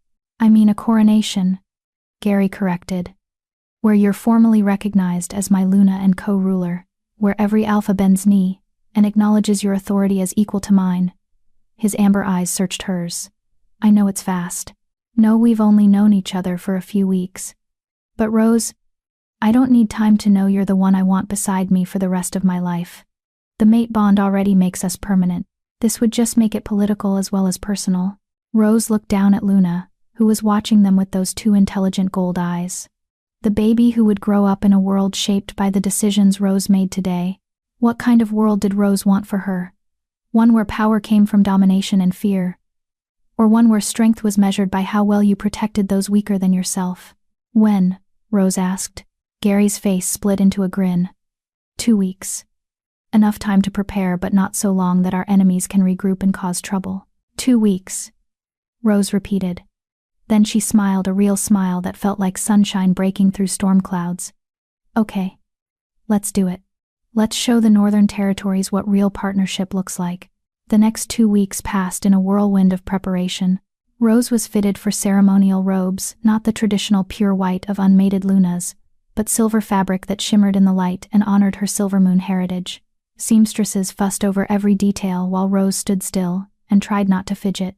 Dawn coached her on pack history and politics, filling in the gaps in her education. Janice trained her in basic self-defense, insisting that a Luna needed to be able to protect herself, even with Silvermoon gifts. And Gary spent every spare moment with Rose and Luna, building the family bond that would be the foundation of their rule. The coronation would take place in the Grand Hall of the King's Hall, with representatives from every northern pack in attendance.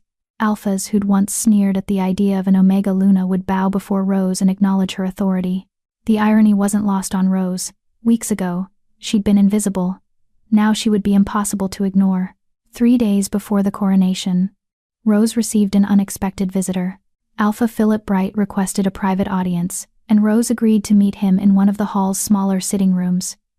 Janice stood guard outside, but the Blood Moon Alpha came alone. Rose, Philip said, inclining his head respectfully. Thank you for seeing me. Of course, Rose said. She gestured to a chair. Please, sit. They settled across from each other, and for a moment, neither spoke.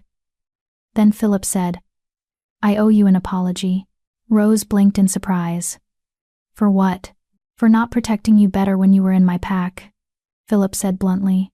For allowing Lee to abuse her authority and make your life hell. For not noticing that one of my pack members was living in a shed without heat or adequate food.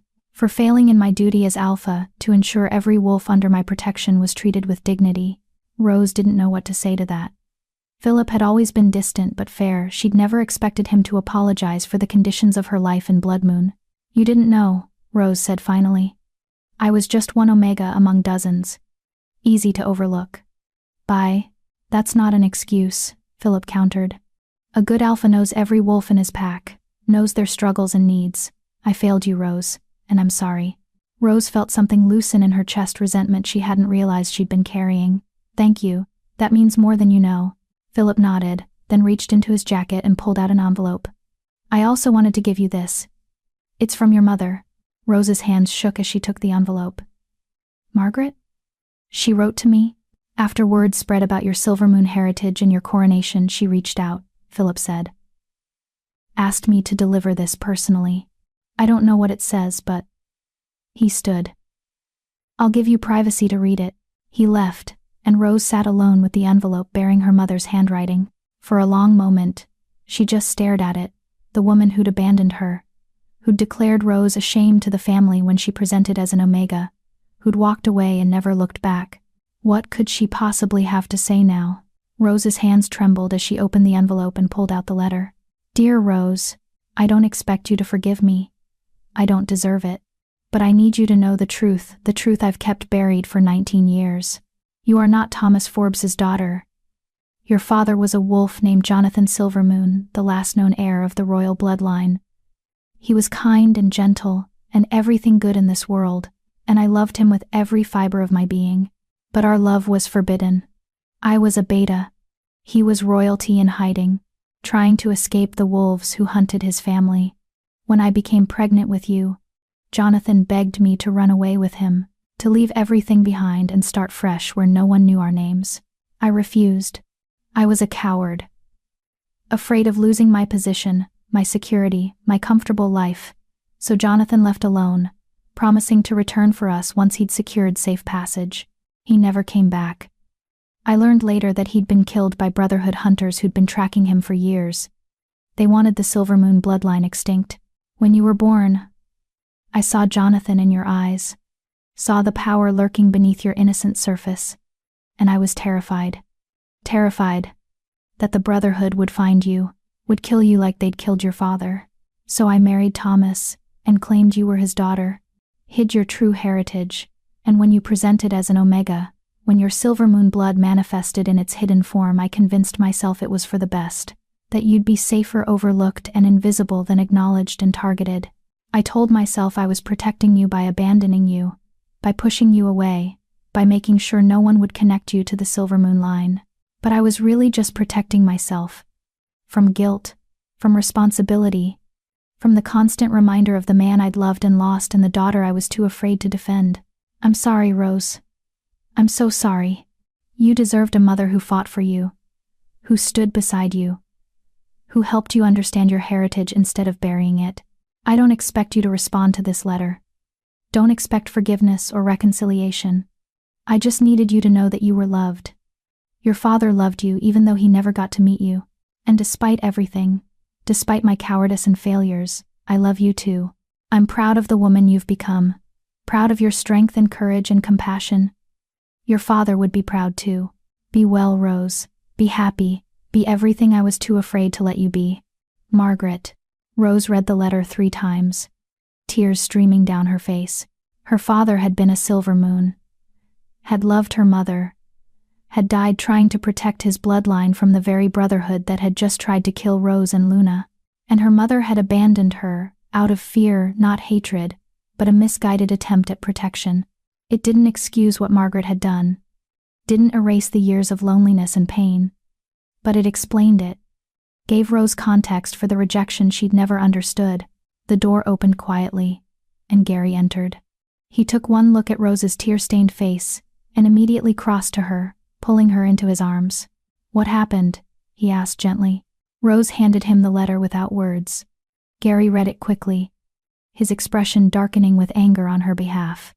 Your mother made a terrible choice, Rose finished, but she was scared, and she did what she thought would keep me safe, even if it hurt me. She looked up at Gary. I'm not saying I forgive her, not yet, maybe not ever. But I understand now. Understand that fear can make you do terrible things to the people you love. Gary pulled her closer. You're stronger than she ever was. Braver. You didn't run from danger. You walked straight into it to save others. You're everything your father hoped you'd be. Everything the Silvermoon bloodline should be proud to claim. Rose let herself cry against his chest for the father she'd never known. For the mother who'd chosen fear over love. For the childhood she'd lost. But also for the future she was building. The family she'd found. The life that stretched ahead, full of possibility instead of limitation. I want to name Luna's middle name after my father, Rose said when the tears finally subsided. Luna Jonathan Fletcher. So he's remembered. So she knows where part of her power comes from. Gary kissed the top of her head. I think that's perfect. The day of the coronation dawned clear and bright. Rose stood in front of a mirror, barely recognizing herself. The silver robes flowed around her like liquid moonlight. Her dark hair had been styled in an intricate braid woven with silver thread, and on her wrist, the mate mark gleamed black against her pale skin, permanent proof of her bond with Gary. Janice entered, carrying Luna. The baby had been dressed in a tiny silver gown that matched Rose's robes, and she looked like a perfect little princess. "Ready?" Janice asked. Rose took a deep breath. "As ready as I'll ever be." They made their way to the grand hall, where hundreds of wolves waited, every alpha from the Northern Territories, representatives from dozens of packs, witnesses who would carry word of this coronation back to their homes. The hall fell silent as Rose entered. She walked down the center aisle, Luna in her arms, Janice at her side. At the far end, Gary waited on a raised platform. He wore ceremonial robes as well, deep blue embroidered with gold that marked him as the Alpha King. Beside him stood Dawn, who would officiate the ceremony, and Commander Carey, representing the military power that protected the throne. Rose climbed the steps to the platform, her heart hammering. This was it. The moment that would define the rest of her life. Gary took Luna from Rose's arms and passed the baby to Dawn. Then he took both of Rose's hands in his. "Rose Forbes," Gary said, his voice carrying through the vast hall. "You came to me as an Omega. Unknown. Overlooked. Dismissed by wolves who couldn't see your true worth. But the moon goddess knew. Fate knew. And I know." He lifted one of her hands, displaying the mate mark to the assembled wolves. "You are my fated mate. Chosen by powers greater than any of us. You saved my daughter's life. You defeated the Brotherhood through courage and compassion. You manifested gifts that haven't been seen in 200 years. And you've shown every wolf here that strength comes not from domination, but from the willingness to protect those who cannot protect themselves." Gary released her hands and turned to Dawn, who held a silver circlet, delicate but unmistakably powerful. "A crown. By the authority vested in me as Alpha King of the Northern Territories," Gary said formally, "I name you Rose Forbes Silvermoon, Luna Queen of the North, co-ruler and equal partner, voice for the voiceless, shield for the vulnerable, light in the darkness." He took the circlet from Dawn and placed it gently on Rose's head. The moment the silver touched her hair, Rose felt it, a surge of power and recognition from every wolf in the hall, the mate bond flaring golden. Her Silvermoon heritage responding to the acknowledgement of her authority. "Bow before your Luna," Gary commanded. And they did. Every alpha in the hall went to one knee. Every beta and gamma and omega followed suit. Hundreds of wolves acknowledging Rose's authority, accepting her as their queen. Rose looked out over the sea of bowed heads and felt tears slip down her cheeks. Not from sadness.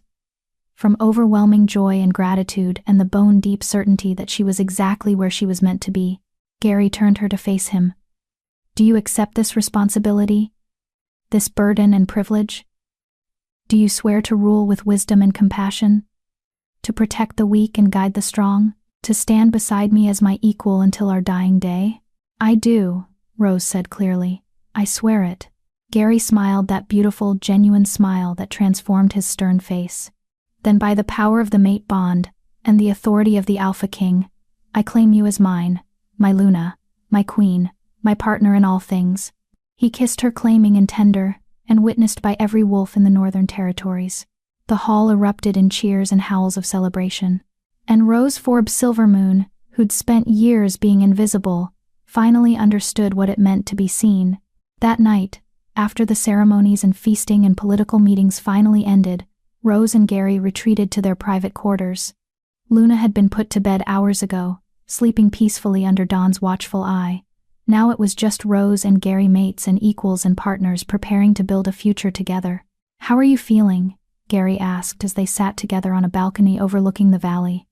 Stars glittered overhead, and the moon shone full and bright. "Overwhelmed," Rose admitted, "terrified, hopeful, grateful, all of it at once." Gary pulled her close, and Rose leaned into his warmth. "You did beautifully today. Every alpha left here understanding that you're not someone to be dismissed or underestimated. You're a force unto yourself. Because of you," Rose said. "Because you gave me the chance to be more than what I was told I could be." "No," Gary corrected gently. "Because you chose to be more. I just held the door open. You're the one who walked through it." They sat in comfortable silence for a moment, watching the stars. Then Rose said, "What happens now?" "With the Brotherhood scattered, and Doris awaiting trial, what comes next?" "We rebuild," Gary said simply. "We implement the reforms I've been planning, better conditions for lower-ranked wolves, education for all pack members, laws protecting the vulnerable. And we raise Luna to be the bridge between old and new. The wolf who can unite the territories in ways neither of us could alone." "That's a lot of pressure for one child," Rose said. "She won't be alone," Gary countered. "She'll have us. Have the best teachers and protectors in the Northern Territories. Have a mother who understands what it means to grow up feeling powerless, and a father who'll move mountains to keep her safe." He pressed a kiss to Rose's temple. "We'll figure it out together, one day at a time." Rose turned in his arms and kissed him properly, deep and claiming and full of promise. The mate bond flared between them, golden warmth and silver light intertwining. When they finally pulled apart, Rose said, "I love you. I know it's fast. No, we're still learning each other. But I love you, Gary Fletcher. Love the father you are, the king you're trying to be, the mate who makes me feel worthy and seen and valued." Gary's eyes shone with emotion. "I love you too. More than I thought possible. You're my second chance at happiness. My proof that the moon goddess doesn't give up on broken wolves." He cupped her face in both hands. "Thank you for saving Luna. For saving me. For choosing to stay when you could have run. Where else would I go?" Rose smiled. "This is home now.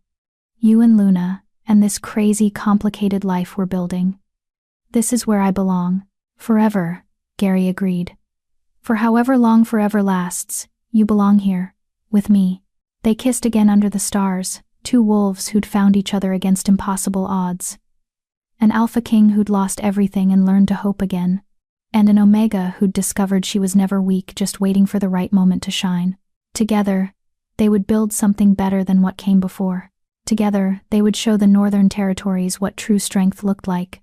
Together, they were unstoppable. And in her crib, Luna Jonathan Fletcher, daughter of an alpha king and a silver moon, Luna slept peacefully, dreaming of the future she would inherit and the pack she would one day protect. The broken had become whole, the forgotten had been remembered, and the omega who scrubbed floors had become a queen. This was their happily ever after. And it was only the beginning. Epilogue. 3 years later, Rose stood at the window of the king's hall, watching Luna play in the gardens below. The child was 3 now, precocious and brilliant, and already manifesting abilities that made Dawn frantically reference ancient texts.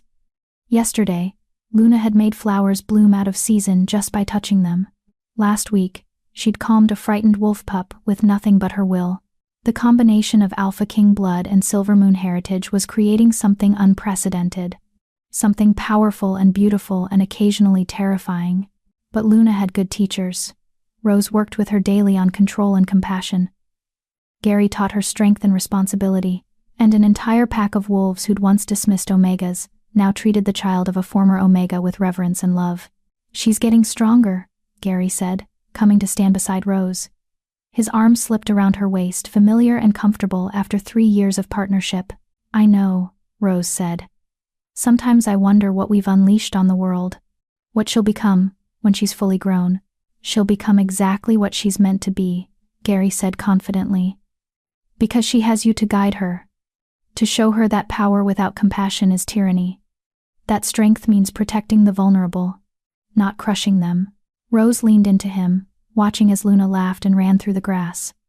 Janice was with her, the warrior who'd become like an aunt to the child, and in the distance, Rose could see other children joining the play. Pack pups from every rank, playing together without the rigid hierarchies that had defined previous generations. Things were changing, slowly, but changing. "I got a letter from Margaret today," Rose said quietly. Gary tensed slightly. "And?" She asked if she could visit, meet Luna, try to, I don't know, build something from the ruins. Rose was quiet for a moment. "I told her yes." Gary looked at her in surprise. "You're sure?" "No," Rose admitted. "But Luna should know her grandmother, should understand where she came from, the good and the bad, and maybe." She trailed off, emotions complicated.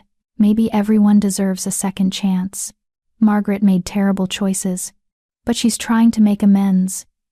Trying to be better. That's very gracious of you, Gary said. That's what silver moons do, apparently, Rose said with a small smile. We extend mercy even when it's not deserved. We believe in redemption and second chances. She looked up at Gary. You gave me a second chance at life, at happiness. Maybe I can give Margaret one too. Gary kissed her forehead. This is why you're an incredible Luna. Why the packs are thriving under your influence. You lead with your heart without losing your strength. Below, Luna spotted her parents watching and waved enthusiastically, her gold eyes shining with joy. Rose waved back, her heart full to bursting. This was her life now. Her family, her purpose. She was Rose Forbes Silvermoon, Luna Queen of the North, mate to the Alpha King, mother to a child who would change the world, and she had earned every bit of it, not through birth or rank or predetermined destiny, but through courage, compassion, and the refusal to let others define her worth. The broken Omega had become a queen, and she would make sure no wolf ever felt as worthless as she once had. That was her promise, her purpose, her legacy. And it started with a single child playing in the gardens, loved and protected and taught that power meant responsibility, not domination. The future was bright, and Rose would make sure it stayed that way.